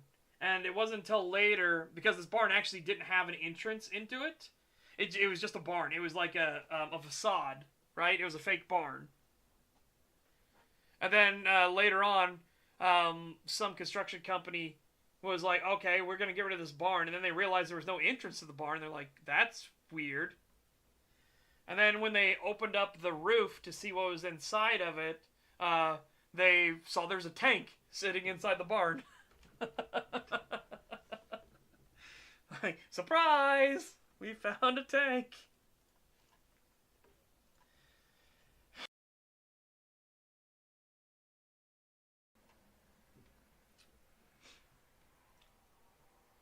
Yeah.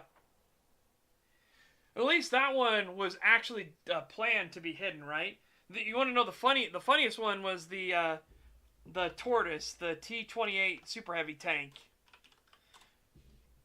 from the Americans, the Doom Turtle, right? That was the funniest one because that one wasn't hidden in a barn. It was just in a field, and there was a couple bushes nearby, and one of the bushes that actually like wrapped around part of the front of the tank, and nobody could find this tank. And it's literally America's only super heavy tank we've ever made. And that one, That one, again, it wasn't like hidden intentionally. They just parked it in a field somewhere and forgot it existed. Until a bunch of museums were like, hey, where's that tank? We want to preserve it for history. And then the United States military, like, all right, well, hear us out. Okay, we know it's a really cool tank, and we want to preserve for history, but we kind of lost it. No idea where it is. And then it was, when was it? It was sometime in the 2000s, a hunter stumbled across it in a field. There was just a hunter that was out near a military base, and he was in a field, and he's like, do you see that? There's a fucking tank in that bush. And that's how the American military recovered the Doom Turtle. Hey, if you've never seen the Doom Turtle, hang on a second.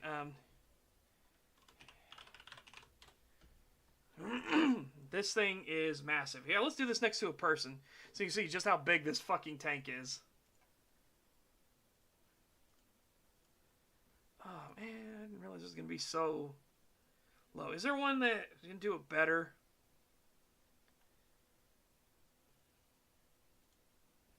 Oh, here we go.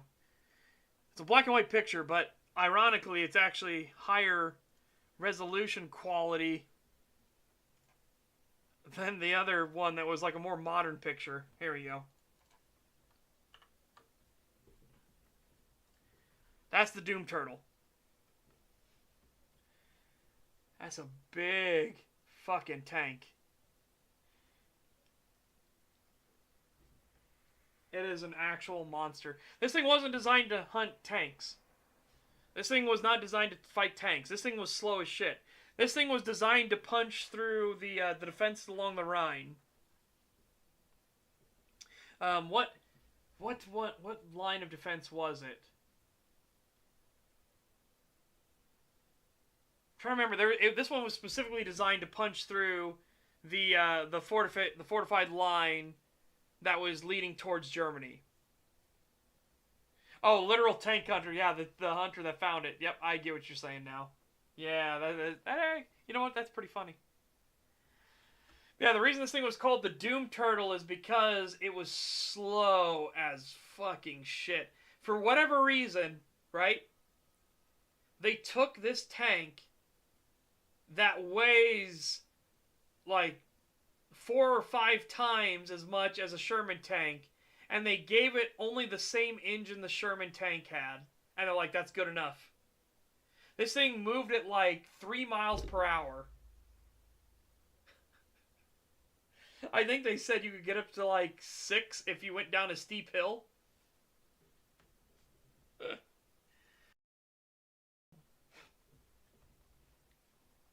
Looks at the mouse. Yeah, fair enough. But this is one of those moments like, why? Why didn't you give it the better engines? Why did you give it a Sherman engine and that's it? The Sherman engine is really good, but you're trying to power this. Let's see if I want to see if there's one with it next to a Sherman. I see there's another one. Oh, that's just the miniature scale. Damn. I wanted to see one with where you could see it next to a Sherman tank. Here's it in the museum where it's actually housed today. Never mind. That was a fucking picture for ants. What the hell? Oh, there you go. Good. All right. See, there's a Sherman, right? Then they're like, no, that Sherman engine will be good enough for this. Like, holy shit. Oh. Sometimes I swear to God. Just, you have no idea. All right.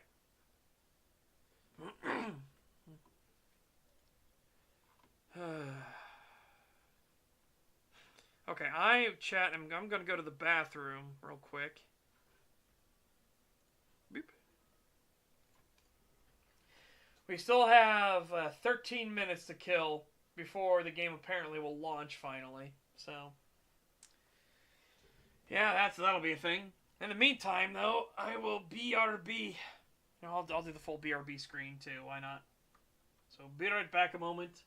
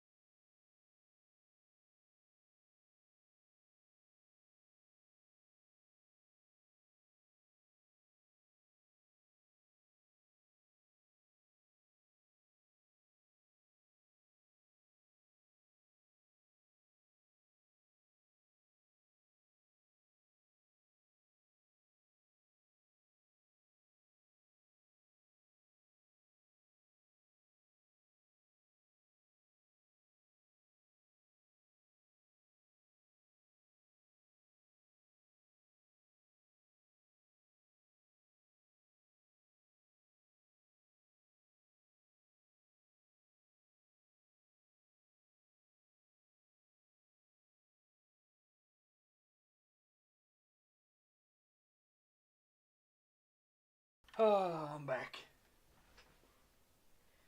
Oh. The bathroom has been devastated once more. Have you heard about Tenet Media received money from Russia? I don't believe it.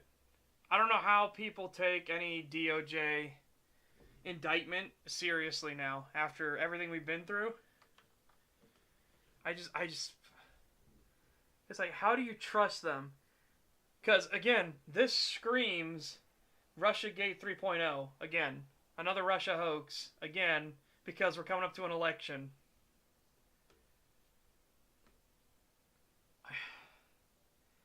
It's just fucking wild. And remember, this conveniently came out at the same time it was revealed that the Democrat Party was actually working with Chinese spies, right? Kathy Hochul's vice governor was a Chinese spy. Very convenient now that this suddenly drops. And in such a way to ensure that people could identify who it was actually about, right? It was an indictment that was suspiciously, like, very specific on who it was going after, without naming names, but they basically did everything but name them. Very, very interesting. Keep in mind, this is a day and age where the Department of Justice, the head of said department, is currently in contempt of Congress. He's actually a criminal. And we're supposed to just believe the DOJ immediately. Fucking hell, the indictment itself is being used as evidence, and that's the thing that annoys the shit out of me. No, fuck this. We're in clown world, though. We're in absolute fucking clown world. Keep in mind, the Democrats in California also had a Chinese agent that was trying to get it so that illegals could vote. Oh my god. Just wild. Just fucking wild. And that's that whole thing we talked about too the other day was China, of course, is going to be bankrolling and funding all this stuff. They're going to be bankrolling and funding all of the woke nonsense because they know woke is a disease. So Chinese companies will come in and they will fund this, get stupid people to fall for it, and then destroy themselves, and then they will sweep in and take the market in the gap. It's why we have games like First Descendant, Once Human, Black Myth Wukong, and everything like that are doing so well because they don't have any of this woke stuff in it. They're all Chinese games. Like, and again, say what you will about First Descendant and Once Human. Again, they got problems. Black Myth Wukong was utterly fantastic. That was an actual passion project. But that's where a lot of this funding comes from, is from China, because they know it's not sustainable and it will destroy companies so that they can sweep in and take the market. Japan's the first one that's noticed this is going on. They've actually filed a formal complaint that this is what China's doing. So they're the first ones that have woken up to this is exactly what China is trying to do. It also refortifies the stranglehold that Tencent can get within an industry, right? And remember, Tencent is an arm of the Communist Party in China, because you have to be. If you want to be a big business like that, you have to be directly in bed with the Chinese Communist Party. It's just, oh man, it's just fucking wild.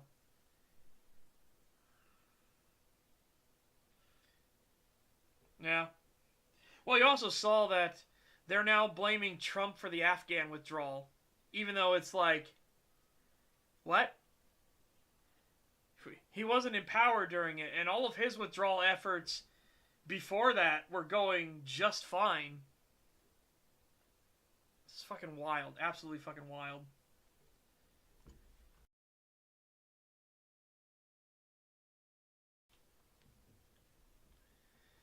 It's just incredible. Something tells me those companies are in bed with Tencent. Not all of them, no. See, Tencent, what they're doing is they're strategically placing themselves in specific companies.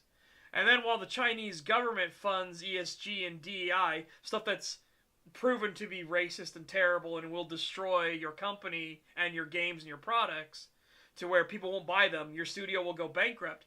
That gets you out of the way so that more Chinese-aligned studios can take and fill the gap that now exists. Japan's the first one that's realized that this is what's happening. And that's why there's been a lot of formal complaints and a lot of Japanese groups are starting to go after these companies that are allowing this to happen.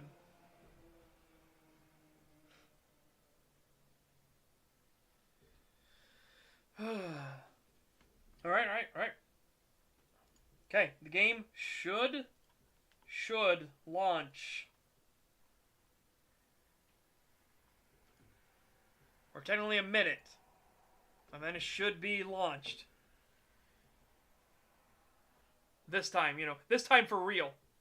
No, I can't download it. I'm not even allowed to preload it. That's how frustrating this is. I can't even preload it. Even though the game is already out and playable if you would have spent the extortion money to then play it early. I'm not worried about the download though. We have pretty good internet here. So, assuming Steam doesn't do the fuck up, which again it very well could, we should download it really quickly.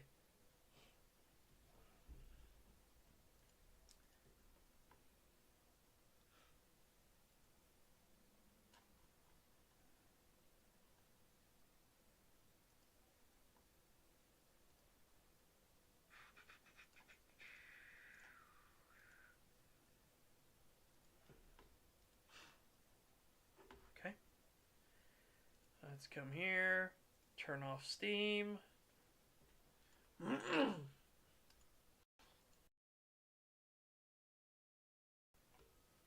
And the throat demons are trying real hard to get me today. Real hard.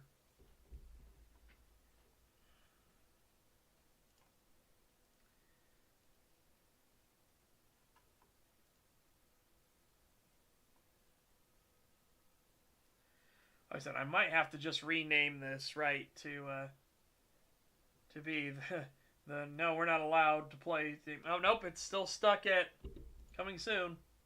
I think they fucked it again.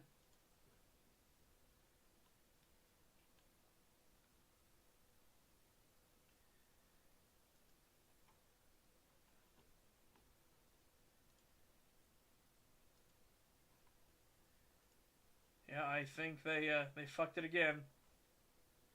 Fantastic.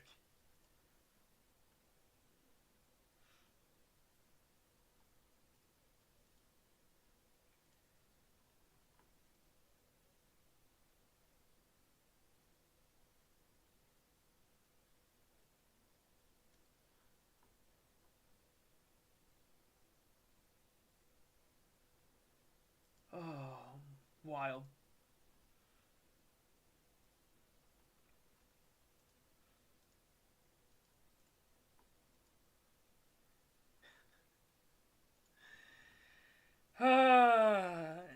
Yeah, so today we'll just have to rename the stream to, like, just chill and things, right?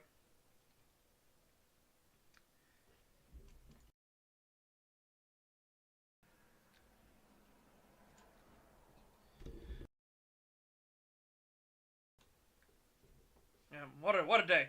What a day. There's the thing with Russia, they like playing Agent of Chaos. No, I disagree. I think Russia are just buckling under the ineptitude of their governance, right?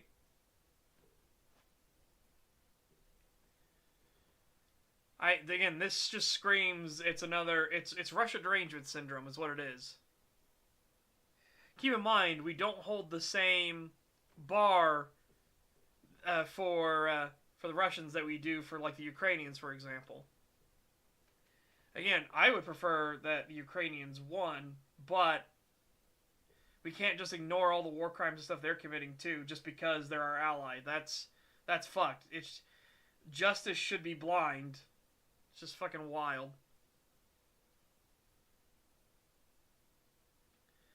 What do you know of Space Marine 2 Ultra Smurf Boogaloo? Nothing at the moment, because we can't even get the damn thing to unlock. This is the second attempt at the non-extortion one to unlock, and it hasn't unlocked yet. Like I said, it might just be worth, it might have just been worth pirating the damn game, honestly, at this point. As we wait, and we wait, and we wait for it to unlock.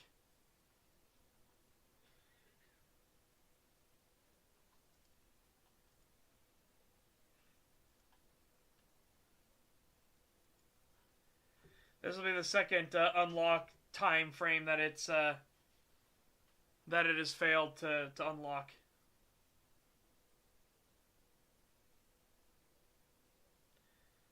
No, Dimitri, it's supposed to unlock to be allowed to be downloadable by everybody that actually bought the game. Not, they have already had the other versions that have been unlocked for days, where you could play the game early if you spent $20 and up more. But I wasn't going to do that. This is supposed to be this game was supposed to be unlocked 2 hours ago, and they failed. So they recycled it to say it'll be 2 hours later. And now it's failed again. Well done.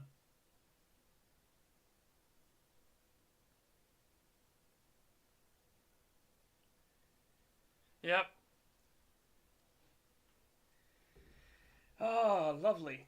Absolutely lovely.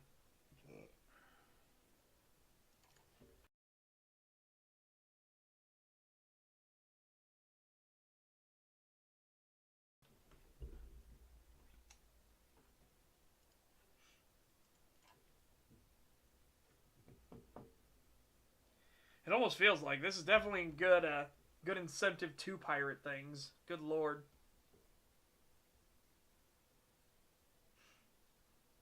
Nope. So it's had 2 botched launches now, back to back. We're waiting to see if it's going to be a hat trick or if it's the system's going to finally let it go live. Considering, remember, it's already playable and beatable. People have already completed the game because it's already been unlocked for 4 days. So if I had just spent another extra $20, we would have actually been able to play it.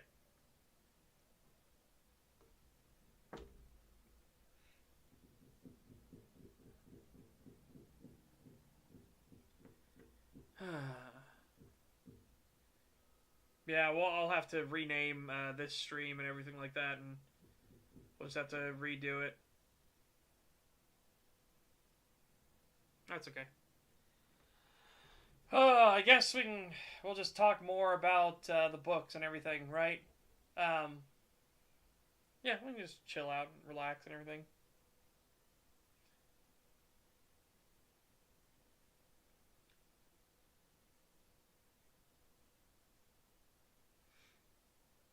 Yeah. Again, the only reason I pre-ordered it is because this was a game we were going to do content for, right? That's the only reason why. Otherwise, I'm much more of an advocate of don't pre-order anything. Wait for a sale on basically everything.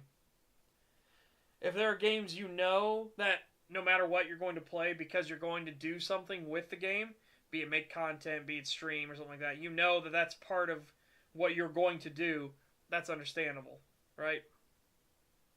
But if you're a normal consumer, just don't pre-order anything. Seriously, just don't. You're better off waiting until it actually launches, until all the bugs and problems and everything are actually worked out of the system.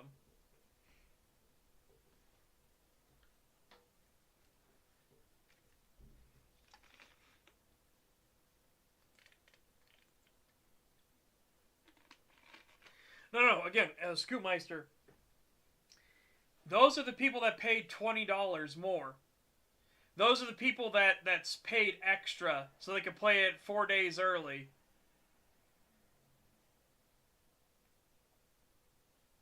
I wasn't going to spend that extra money. I tried to get it as cheap as I could instead.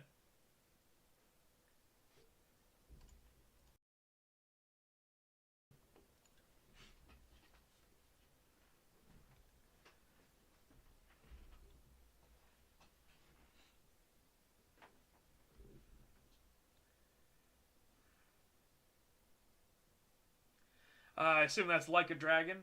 So Like a Dragon 8. So Like a Dragon Infinite Money, I think. YouTube keeps buffering. Oh, I'm not surprised. We don't have any frame drops here. I will check YouTube's thing. It might have gotten a signal interrupted. Or YouTube is just, you know, cracking down and being authoritarian again.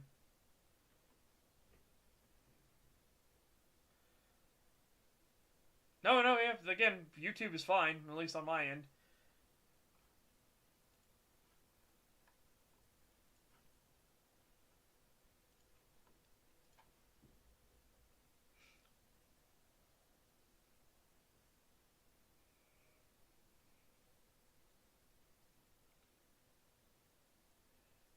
Yeah.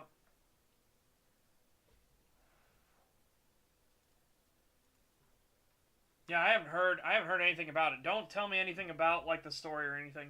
We've already made our predictions long ago that the story was going to be some nonsense where somehow the Tyranids were going to lose in Deus Ex Machina again, because that's how they always lose.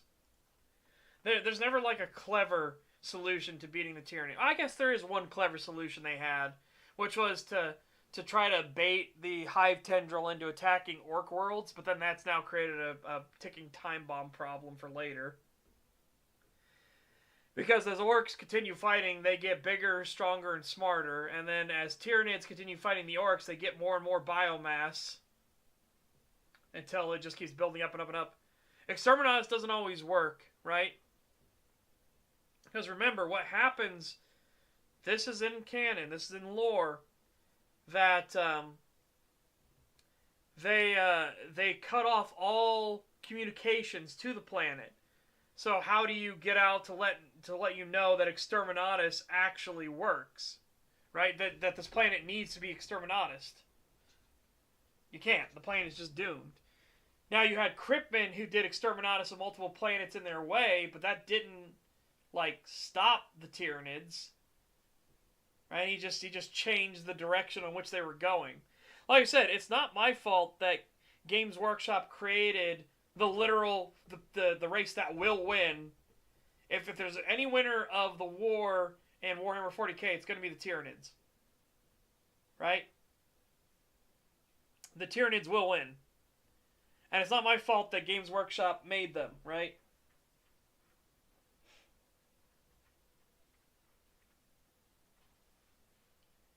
Well, now because we know that the Tyranids and the Necrons don't really fight, which is weird, but we know that the Tyranids can just destroy the Necrons and they'll just consume the Necron tier. The metal, sorry. They'll consume the metal, the Necron metal. And that will pull them in, they'll pull it into the, they'll start having that in their arsenal to use against everybody else.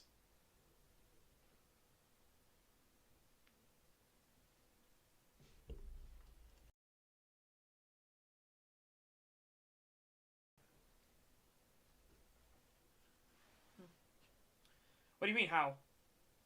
The Necrons will melt down metal. Or, sorry, the Tyranids. The Tyranids consume all life and all resources and materials, all metals, everything on the planet. Like, a world that has been met by the Tyranids is literally barren. There's no metals or ores or anything under the ground. There's nothing left. They take everything.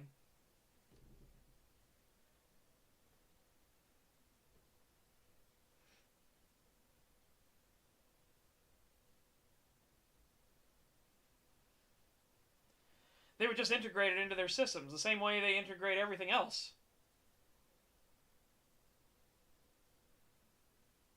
No, they wouldn't use it the same way. It's not like that. They would just integrate it into, they'd probably get better rending claws. They'd have more, they'd have better armor and system. They wouldn't have it the same way. They would just integrate it into their biomechanical systems.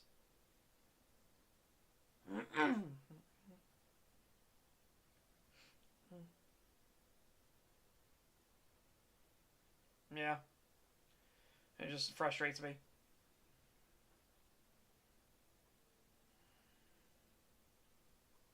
Yeah, as Duncan said, that's essentially what it would take.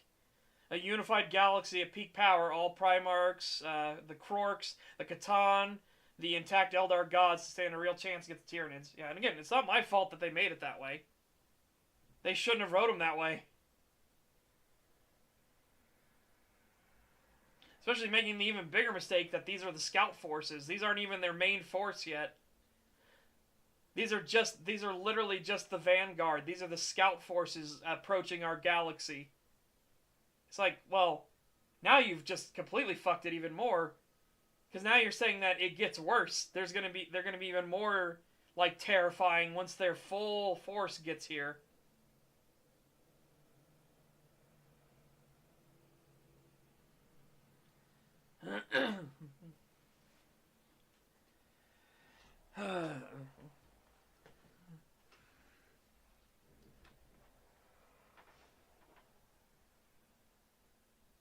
I don't know what that is offhand.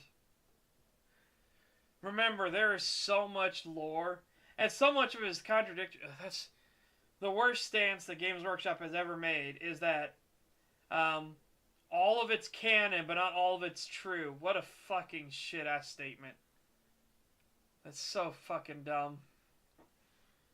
Ugh.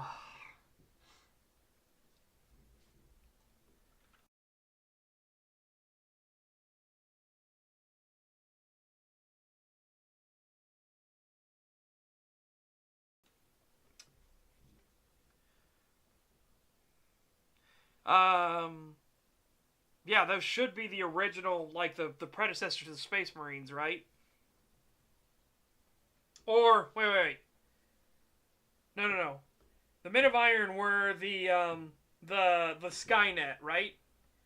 Were the Men of Iron the Skynet ones, or was that the original predecessor to the Space Marines? The Thunder Warriors were the original. Yeah, okay. Thunder Warriors are that. The Men of Iron were the, like, the Terminators, the T-1000 stuff, right?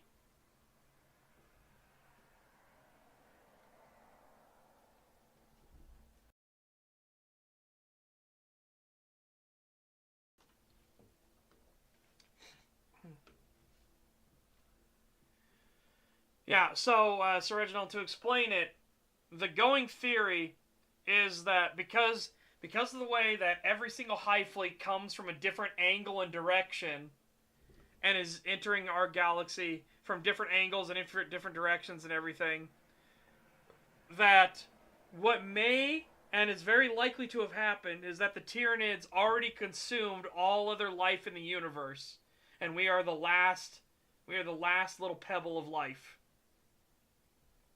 Our galaxy is the final obstacle to the Tyranids. And then the Tyranids will literally have consumed everything. That's why they're called the Great Devourer, as a colloquial term for the Tyranids in general.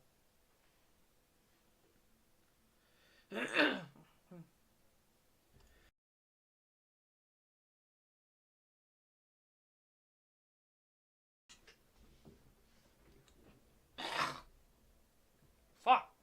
Man, the throat demons are really trying today. Good God.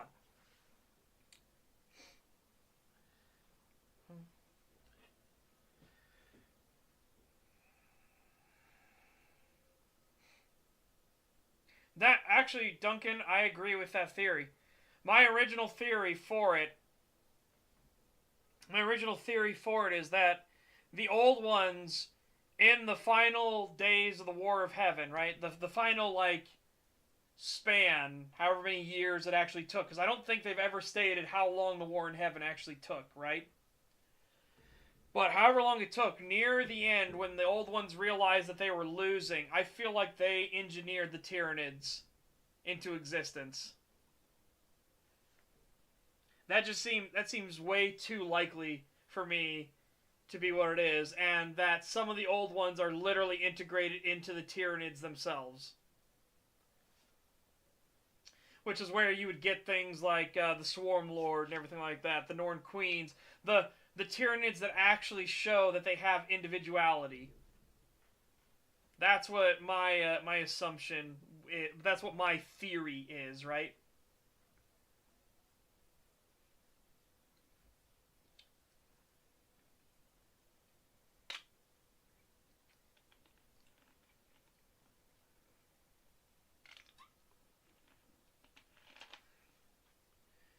I don't know. I don't know all the new canon for Halo. Like, basically, I would love to just strip 343 of all. Like, don't talk about Halo when it's 343. Because obviously 343 has no idea what Halo actually is, and they have no idea the canon-wise, right?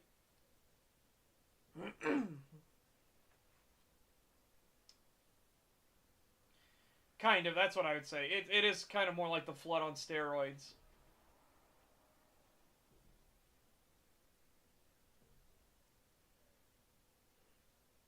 Also, there's a reference constantly by the Gene Stealer cults to the Father Below, which is a very strange... again, it's very strange to always have that be a thing for the Gene Stealer cults, right? No, I know Gravemind was from the first 3 games, but I don't know the lore. I know that they fucked up in the lore, and they said that the Flood was a creation of, like, fucking pet food going bad. Some, like, stupid nonsense like that in 343's canon. So I didn't know if you would be referring to something else with Gravemind being, like, some higher being, like, descending into the Gravemind, and that's what created the Flood or not. Like, because, again, I don't know 343's canon well. I just know that they have no idea what they're fucking doing.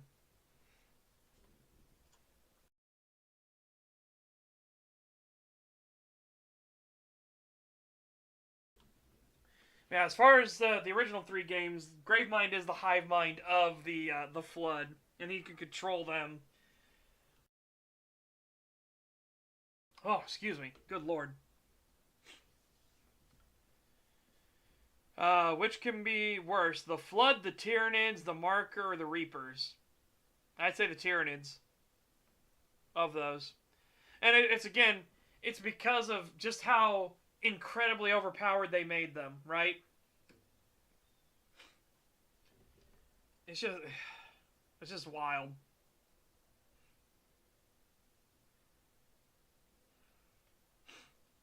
For some reason, some people want 343 to do a remake of CE. I fucking hope they don't. I'm glad that there are more original Bungie employees that are coming out and saying, like, no, humans were always the Forerunner. We didn't make it a secret, right? It's not a fucking secret. They've always been Forerunner.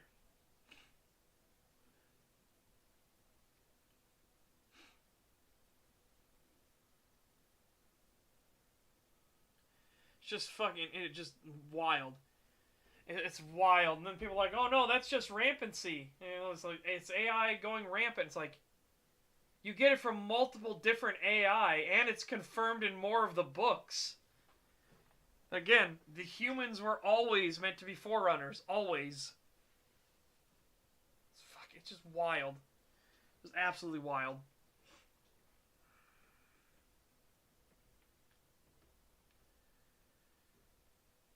No, they were not. They were not successors of Forerunners. They were Forerunners.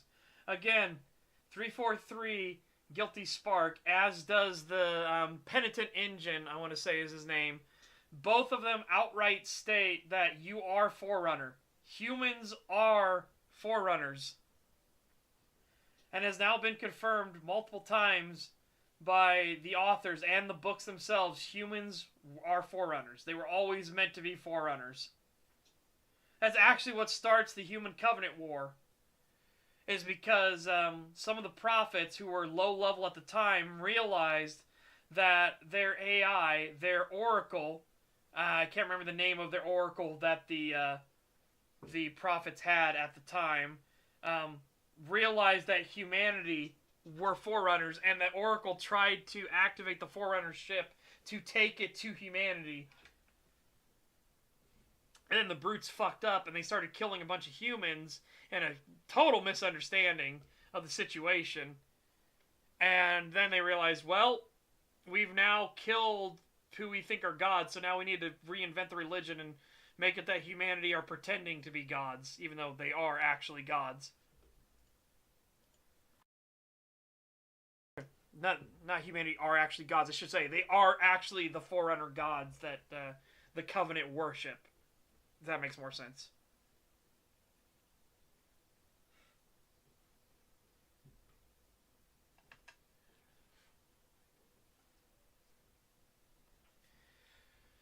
Yeah, so Tartarus was actually there. He's kind of responsible for the entire human Covenant War beginning to begin with.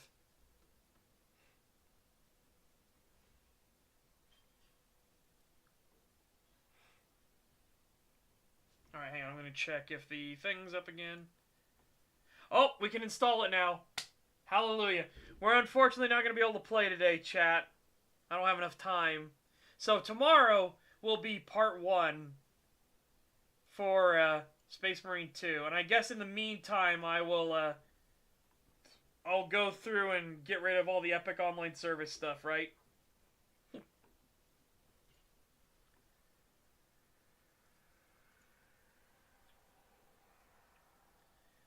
Yeah, we're downloading at about 30 megabytes a second, so that's not bad.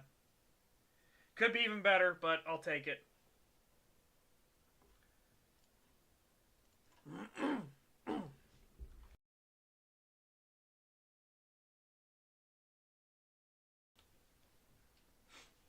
How many brutes and elites do you think it would take to beat an average Space Marine? I have no idea. Because again, we get into all kinds of weird power scaling issues, right? Because remember, in canon, in lore, the elites are just as strong and fast and nimble as the Spartans, right? Granted, in canon and lore, the Spartans are supposed to be able to run really fast, but you can't really do that in the first 3 Halo games, right? For game balance sake. But in lore, they're supposed to be incredibly quick.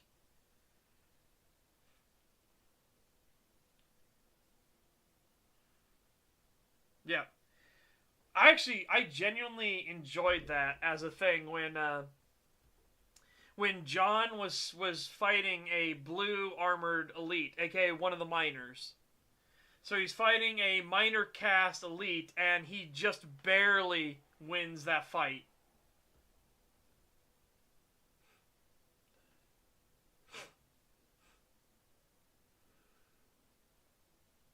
It's like how Kratos can lift a universe, but struggles to open a door. Gameplaytism, yeah. It sucks when gameplay and story can't be merged perfectly, but it is what it is, right? Also, that's the other thing, another reason why I hate Reach. I've mentioned this multiple times, but another reason why I hate Halo Reach so much is because of shit like Spartan 3's existing. Now, some people point out that they exist in the books. It's like, yeah, but have you read what the Spartan 3's actually are in those books? They're more like just wannabe Spartans. They're not actually Spartans. They aren't superior forms of Spartans. The Spartan 3 isn't a better Spartan. The Spartan 3's existing and then not existing in Reach and then not existing in Halo 1, 2, or 3 or ODST is fucked. It's just, oh, I fucking hate it. I fucking hate it. Because remember, this is a space war. This isn't a well, if we hold Reach, they'll never get to Earth. It's like they can just go around Reach. What the fuck? And we've seen how powerful the Covenant are in Halo 3. They had 15 ships that got taken by surprise by humanity being there. And they were like, what the fuck? And those 15 ships blew through the humanity's fleet and started mining operations on Earth while still in a battle with the Earth fleets. And they were unfazed. And keep in mind, as Lord Admiral Hood said, the fleet that attacked Reach was 50 times that size. Now, you could say he's being hyperbolic, right? I don't think he is, because he's not presented as a character who speaks in, like, extremes or hyperbole, right? He seems like a very no-nonsense, by-the-books, exact number, right? So, let's take the at his word first. So 750 ships attacked Reach. Keep in mind, 15 ships attacking Earth have now basically conquered Earth's airspace in a span of hours. 750 ships, according to the game Reach, can't take Reach in over a month. Now, let's say that he was being hyperbolic. Let's even put it down to 10 times the number of ships. right? So instead of 50, let's say 10 times. So 150 fucking ships, and you're telling me they couldn't take Reach in a month. Fuck, man, Halo Reach is such a dog shit game. Oh my god. I just can't. I just fucking can't. And again, humans having better technology than the Covenant in Reach is just fucking wild. It's just so fucking stupid. The grenade launcher is just so fucked.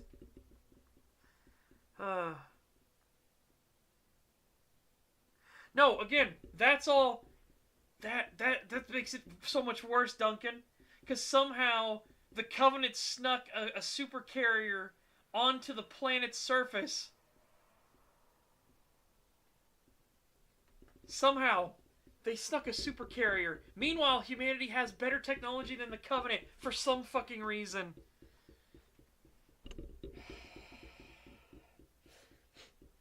So in the book, The Fall of Reach, what actually happens is the Covenant, to scout Reach, they latch a tracking system and a scout beacon onto a human ship. It ironically is Commander Keyes' ship. This is Commander before he becomes captain. They sneak the beacon onto his ship as he retreats from the battle.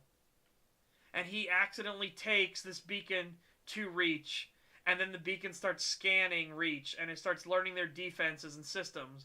It's how the Covenant knew to attack the ground installations to take out all of the MAC guns.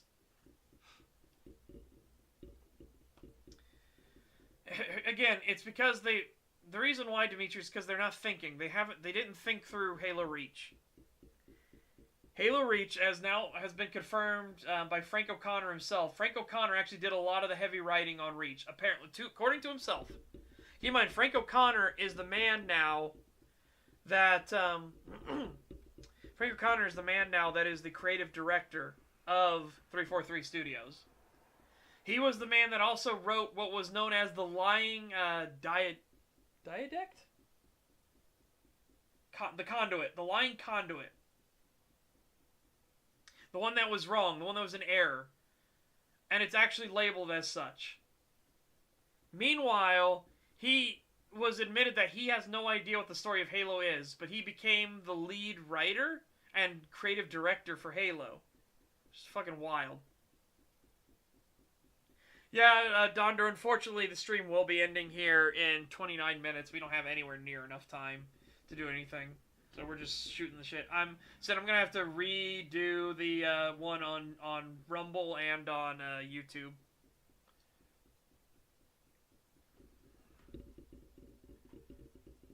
It's very unfortunate. Hello there. Oh, thank you very much, Donder. Thank you very much for that follow. Welcome to the hunt. Man, we're going to have to change out all that stuff, too. Man. Yeah, the next one will be tomorrow. Well, we'll be streaming tomorrow.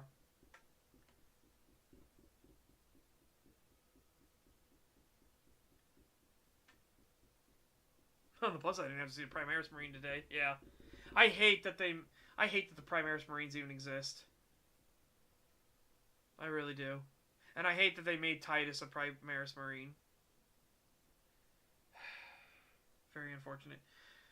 So like I said, again, I have no idea how the story actually plays out. And again, we have proof, we have video evidence that long before the game was released, I was like, I bet you they're going to, somehow the Tyranids are going to lose by some Deus Ex Machina bullshit.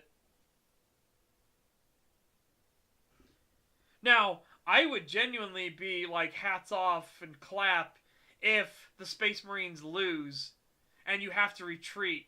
And it becomes this tense situation of trying to get far enough away from the Tyranid ships to actually open up a pathway into the warp. I think that would genuinely be really fucking neat.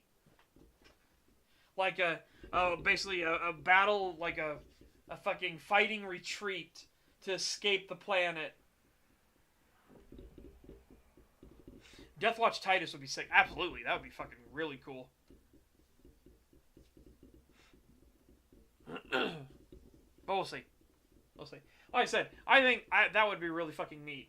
the Tyranids actually getting the respect they should actually have, given how powerful they are. Again, this is not just me speaking from a Tyranid main. It's not my fault the Games Workshop made them as strong as they are, where they have to keep coming up with Deus Ex Machina nonsense for the Tyranids to lose.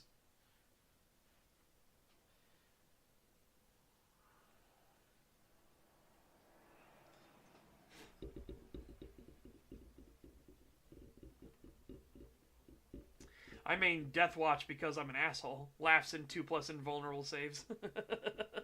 Fair.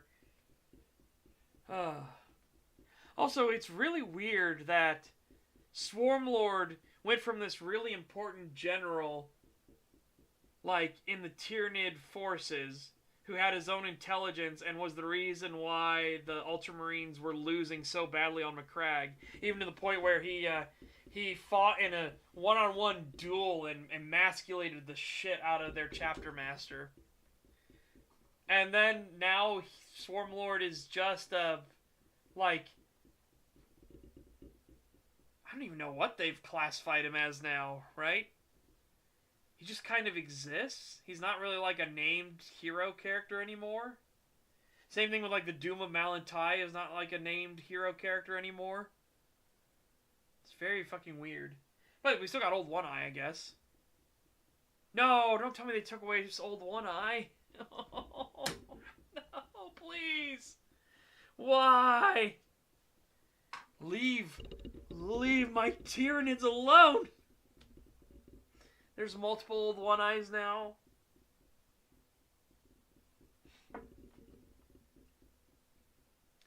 It was much more interesting when there was this odd concept of actual individuality within the Tyranid species, right? When you actually had the Tyranid were like, they're a hive mind, but there are some oddities where there are actual, like, individual personalities. The Doom of Malantai, Old One Eye, the Swarm Lord. And the Swarm Lord, at least they actually mentioned, the Swarm Lord makes sense. Because he is, like, intimately tied with the hive mind, so he's always there. Yeah. Again, that was the whole point behind the Swarm Lord, was his individuality and his ability to think outside of the hive mind made him such a devastating commander.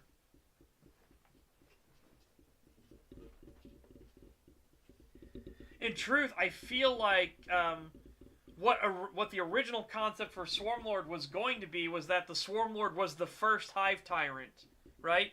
He was the first. He was the starting Tyranids, like their first commander, their first battlefield field marshal, for example. And all the other hive tyrants are essentially based off of him as like their base model. And so he's kind of immortal. He just exists in the hive mind with the hive mind as an individual entity who can interact with the hive mind. And we know that Tyranids can do sneaky shit because the Gene Stealer cults and everything exist, right? The Gene Stealers are individualistic as well.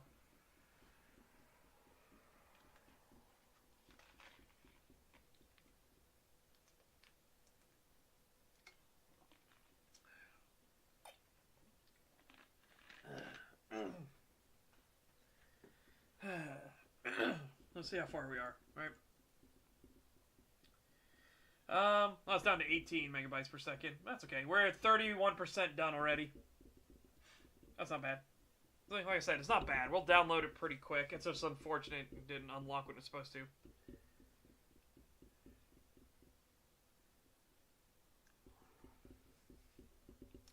Well, remember, originally, the Tyranids also had, like, other races that worked with the Tyranids. The Zolgoats? Zygots? What was their name? But they were like the diplomats of the Tyranid race. So they would go out and, like, make demands and everything.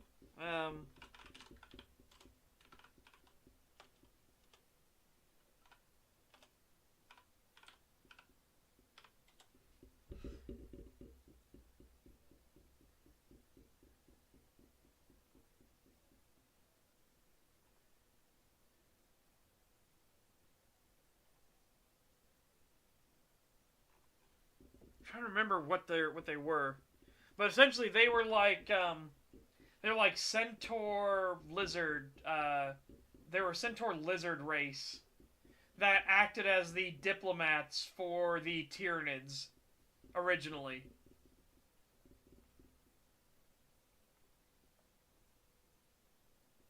So I don't know, like Zote. Zote, you think? All right, let me put that in. Yep, you're right. The Zotes. That's it.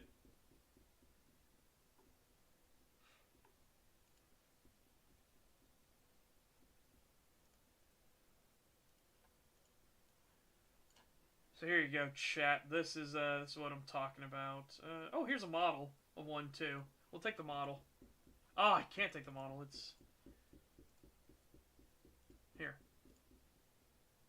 Nope, can't take that model. Let's try this. That'll work. Cool. So here you go, chat. This is what they look like. These are the Zotes. So this is the race that works alongside the Tyranids. They are the diplomats for the hive mind, basically. They are the diplomats for the swarm.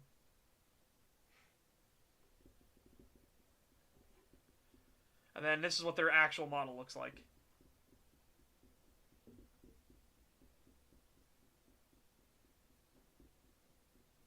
Again, interesting concept and everything too. So why would the Great Devourer need diplomats, right? At all.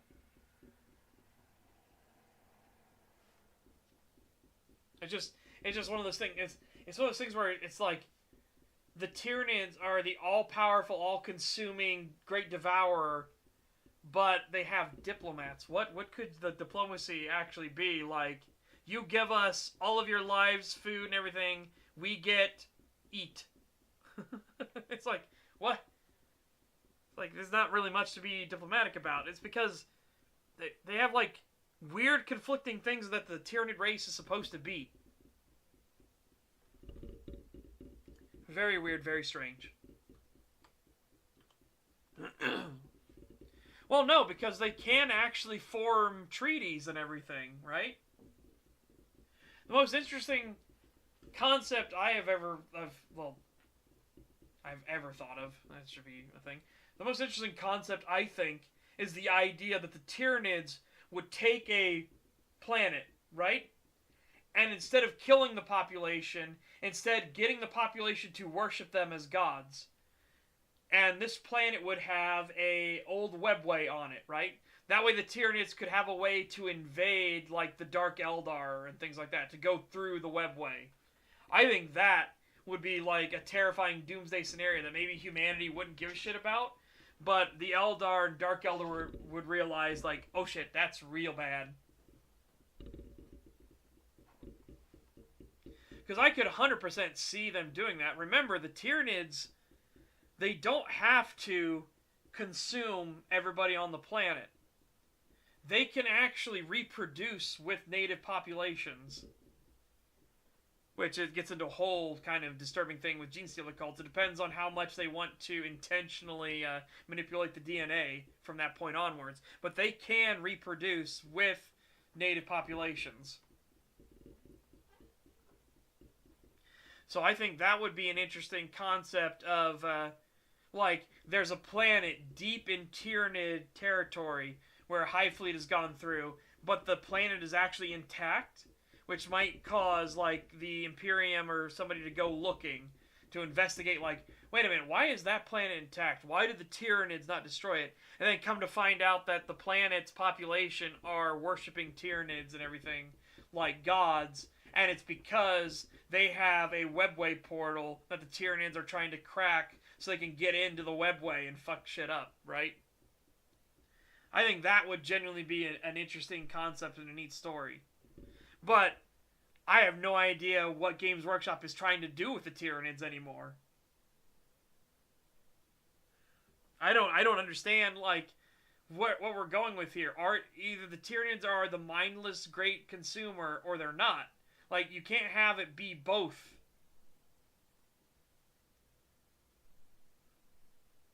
Oh, I guarantee Games Workshop has no idea what they're doing with them. Like I said, they keep making them the mindless Great Devourer, and then the tricksy, intelligent hive mind that comes up with unorthodox strategies because it's a hive mind, and they can have all of their forces implement said strategy immediately.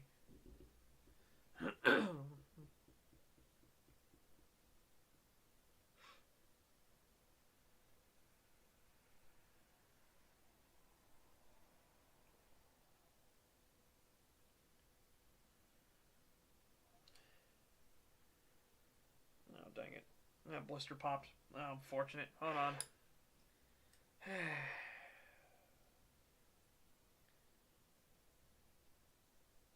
Yeah, we.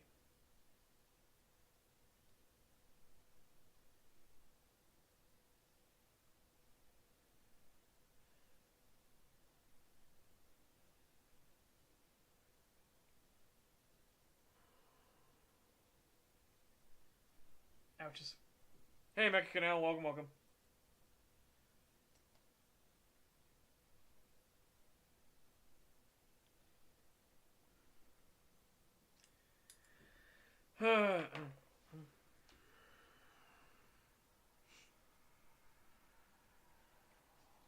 Like I said, I do find that as the more interesting theory that the Tyranids were created by the old ones specifically as like a final, like, we need to protect all life sort of deal. That the Tyranids are there to literally consume everything and then reseed everything as like the final ultimate biomechanical weapon technically, to deal with the Krorks, the Eldar, and the Necrons in one fell swoop. And it just so happens that now other races have risen up as well.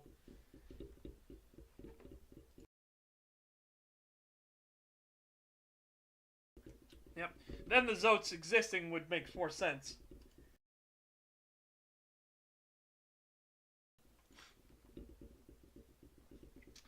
Yeah, like I said, Dondor, I have no idea though. Like what? I don't think Games Workshop has any idea what they're doing with the Tyranids. I think it's all just a mess.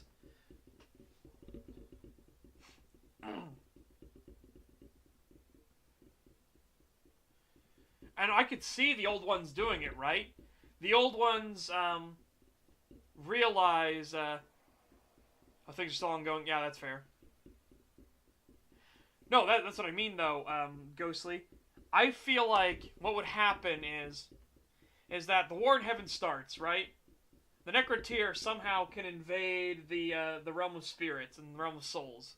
They can attack the old ones somehow. I don't know how, but we just have to assume that that's true because they did, right? That's one of those anchor points in the lore that this must be true because it happened, right? It's the foundation for everything else. So then the old ones create the Krorks. Now they wouldn't create the Krorks if there wasn't like the threat from the Necrotyr to begin with. So the Krorks existing to then go on and become the Greenskins, the Orcs, that has to follow that they were in a war with the Necrotyr. Now the Necrotyr then abandoning the war because they were losing to the Krorks and the Eldar, the combined might of both, and then the Krorks go fucking crazy and start beating the shit out of each other, and then they're creators and everything to kill their gods, so to speak. I could totally see that the old ones would be like, damn it, the Krorks were a fucking mistake, and then they create the Tyranid race instead, and they started in a different galaxy and let it spread as like the final like I win button, essentially.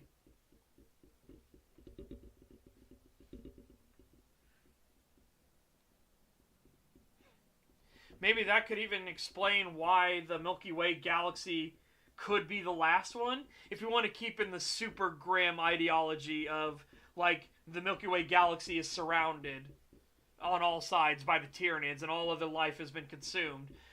They could have had a genetic programming that the Milky Way galaxy must be the last one conquered. Again, this is all getting into crazy speculations, but it's trying to marry up all of the weird and disparate pieces, right?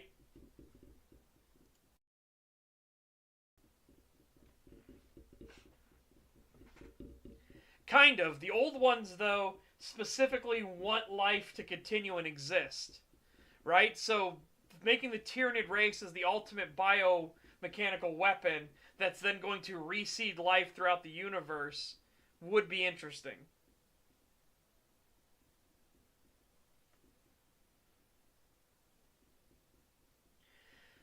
Yeah, but the Nids can fight the Tyranids. Remember, we've had the Nids battle the Tyranids, or sorry, the Nids battle the Tyranids. Oh my god. We've had the Nids fight the Necrons before. We've had battles between them in canon, in lore. And they do consume the living metal. They can actually integrate the living metal, not in the same methodology that the Necrons use it, but they can actually break it down and use it into their own systems and everything, which is where you get better rending claws, better scything talents, so on and so forth. Yeah, the Necrons and the Blood Angels teamed up to fight the Tyranids, yeah. That one was interesting because that was the one that they made fun of for Texas Beach Emperor. That specific war, that one in particular, was the one the Emperor was like. And then after they were done, both of the sides were done battling the Tyranids, they came to an agreement and went home. Both sides left the field of battle as, not friends, but as like mutual combatants and comrades in arms. Because the Necrons were tired and the Blood Angels wanted to go home. And then the Emperor's like, the Necrons got tired? The Blood Angels wanted to stop fighting? What? You're all fucking mad. How? How? Like I said though, the canon, the lore, it's a fucking intricate, nightmarish web of nonsense. Oh, if I have it, hang on, we'll play that brief clip about, like, how the Horus Heresy was originally going to be the thing that was supposed to kind of, like, streamline stuff. And then it just gets so much worse. Hold on a second.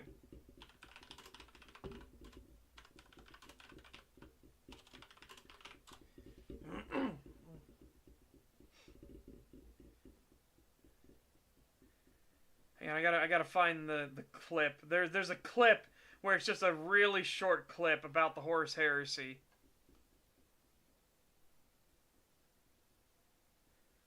That one's the really long one. I want the really short. There's a really good short clip about it.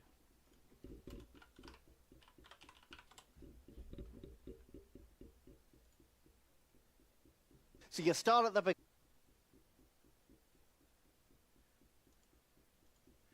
No. Things get interesting when you get to book 5. Alright, here we go. Unfortunately, it's on TikTok. So you start. Stop. Cease. At the beginning. Cease your shenaniganry. I hate that it's on fucking TikTok. But this is the essential thing of, like, so you want to read the Horus Heresy, right? I hate that it's on TikTok, but here we go. Oh, now you don't start when I push it? So you start at the beginning with Horus Rising. And the first 4 books, they are chronological, so that's easy. But things get interesting when you get to book 5.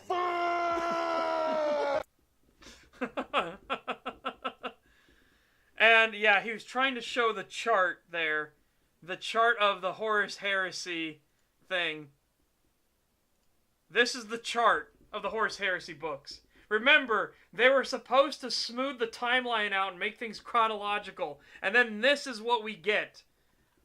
Fucking, hold on. Damn it. I'll just open the image here, right? And then we get this.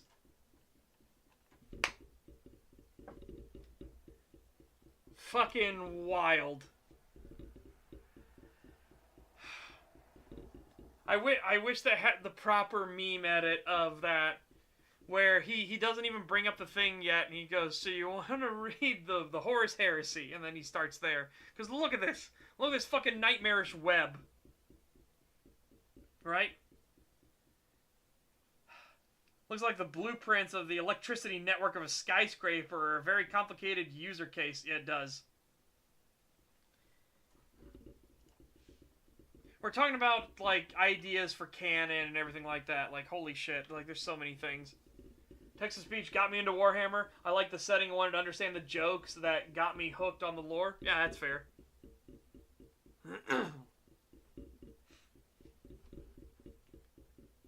My desk is wobbling a bit? I don't think so.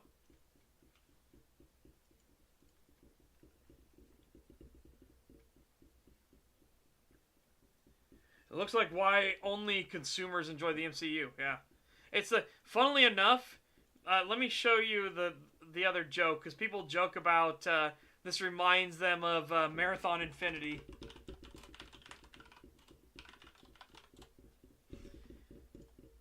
Because Marathon Infinity does something very similar. So let me see if I can find the simplified chart.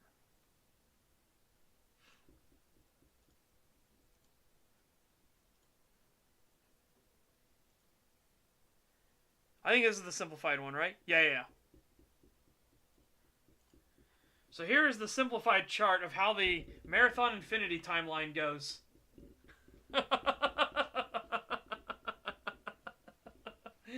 Oh, yeah. Yeah, it gets a bit messy. And it gets a bit weird. And it gets a bit wild. Yeah, that's doable. This is them. They've simplified it, right? So you can see already we're like spider webbing and going back and forth and in between and everything, right? But this is the simplified chart. And I love, if you've never seen Mandalore Gaming, I highly recommend Mandalore Gaming's channel. Mandalore Gaming did a fantastic video on Marathon Infinity, and he starts explaining, like, these weird plot holes and inconsistencies and stuff like that. And he's like, well, okay, that's weird, but, you know, then you need to understand that maybe we're in two alternate realities and things like that. And maybe things are slightly different here, and that could explain some of the inconsistencies. The only problem with that is, right now we're in Universe 5, and then he does the Death Star klaxon blare, like, woo! Like, no, hold on, stick with me here. Yes, we've been through 5 different universes already, but hold on. It's great. It is genuinely great. I highly recommend watching the Marathon Infinity video. I highly recommend watching Pathways into Darkness into Marathon, and then into Marathon 2, and then Infinity. Marathon Infinity is when Bungie was like, or is when the team was essentially like, let's do it. Let's go for the ultimate, like, integration of everything, including meta. Meta and the fourth wall in and of itself are part of the story in Marathon Infinity. It gets wild.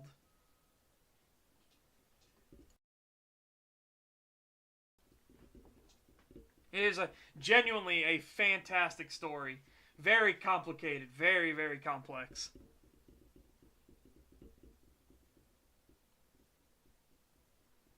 Okay. Fair weather.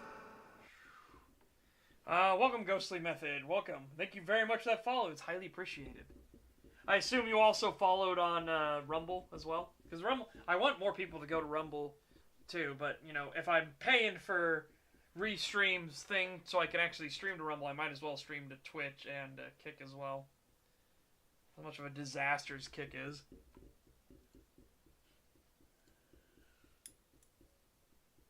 Whoops. Did not mean to do that.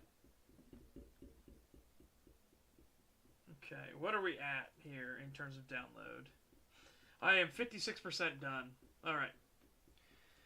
And we're not going to get done by the end of the stream, but that's fine. Again, I will rename this as basically the Space Marine 2 Wait Lobby or something like that, right? And then we will do Space Marine 2 tomorrow. I don't mind waiting. I've already waited this long without spoiling myself, right? I don't mind waiting another day and then having us start with the ground running on Tuesday instead. You know, it'll be what it is. Man, that's a long time ago. I want to play more Baldur's Gate 3. I really do. I want to redo my canon playthrough of it's fingernail clippers. I had a blister that popped, so I used them to help get rid of some of the dead scales and everything. So fingernail clippers, and the clipper is slipping off the thing every now and then.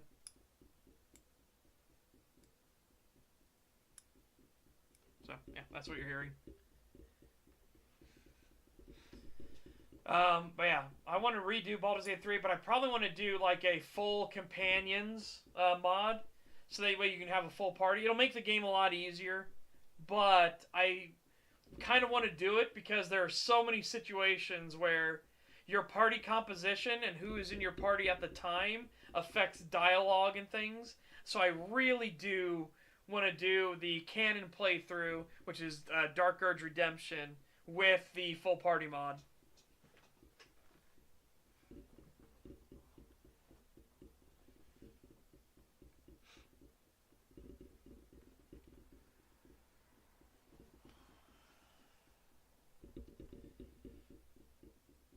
Yep, and that one, remember, that was the blister I got from doing all the chopping for everything. So, yeah.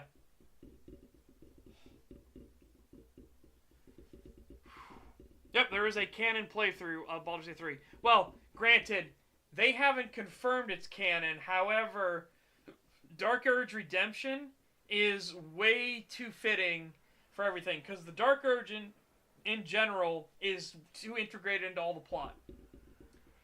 Everything in the plot happens because of the Dark Urge. Everything. And also, it ties in way too much with the way Io works in the Forgotten Realms setting. Which is that he really likes to punish gods by destroying them with their own hubris and hoisting them by their own petard.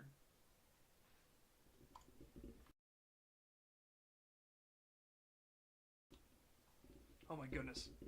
Yep, Dark Urge. That's what his name is. He's just known as the Dark Urge. People will nickname him Dirge as a thing, which I think is very fitting. If I was ever to continue the story, not that I would, if I was ever to continue the story, I would have him go by the name Dirge, as in D-I-R-G-E, as a methodology to obfuscate a bit that he's known as the Dark Urge. But also to keep fitting in with the whole idea of like the Scottish dirge, right? The Scottish and Irish dirges, which is supposed to be like songs of mourning and everything. It fits too perfectly to have that be his nickname. Oh boy, I would love to go into... I could go into Forgotten Realms lore like crazy. I love the Forgotten Realms setting. Ed Greenwood is an absolute masterclass in how to create a functional world. Well, that's what people do. They do Dirge as that, like Dark Urge, just shorten it to Dirge, so D-U-R-G-E. I would have it to obfuscate a little bit be D-I-R-G-E, because it would be a little bit of obfuscation. It could sound like, oh, he's just trying to have a clever name, and it keeps them fitting with Irish and Scottish dirges, which are kind of like mournful, sorrowful songs, right? Which fits perfectly with Dark Urge as a characterization.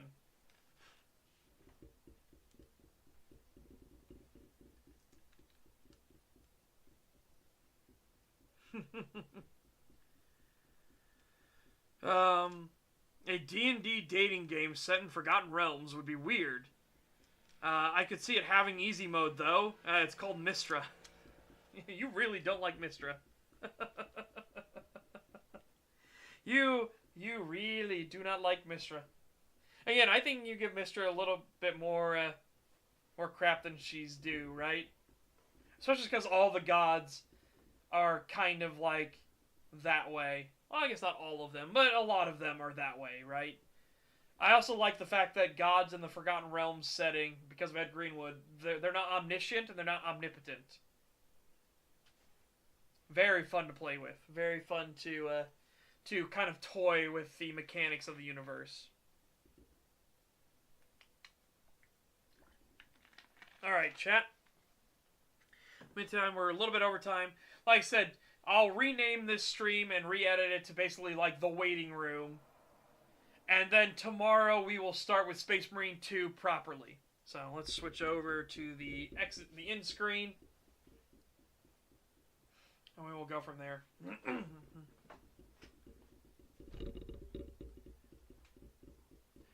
Yeah, but again, they're not... What's the way to put it? They're very powerful and specific in their actual portfolio, depending on the divine portfolio that they have. But they're not omniscient and omnipotent in other regards, right? Like, Bane can punish and know about what his followers are doing under his portfolio. But he can't, like, immediately smite a Chosen of Mistra, right? It's not in his purview. It's not in his wheelhouse. They're not in his portfolio. Yeah, we'll get to it tomorrow. That should be interesting. In the meantime, though, chat with you guys, take care. Have a fantastic day. Stay safe and healthy. Get fit, get ripped. And I will see you back here tomorrow. And remember, this Saturday for Saturday Showtime, we'll be watching Rush Hour 2. So if you want to see a free movie every Saturday, join the Discord. And, yeah, I'm sorry we didn't actually play some Space Marine 2 today, but, you know, it wasn't up to me. Anyways, chat, bye-bye for now. Goodbye. Bye-bye. Bye-bye.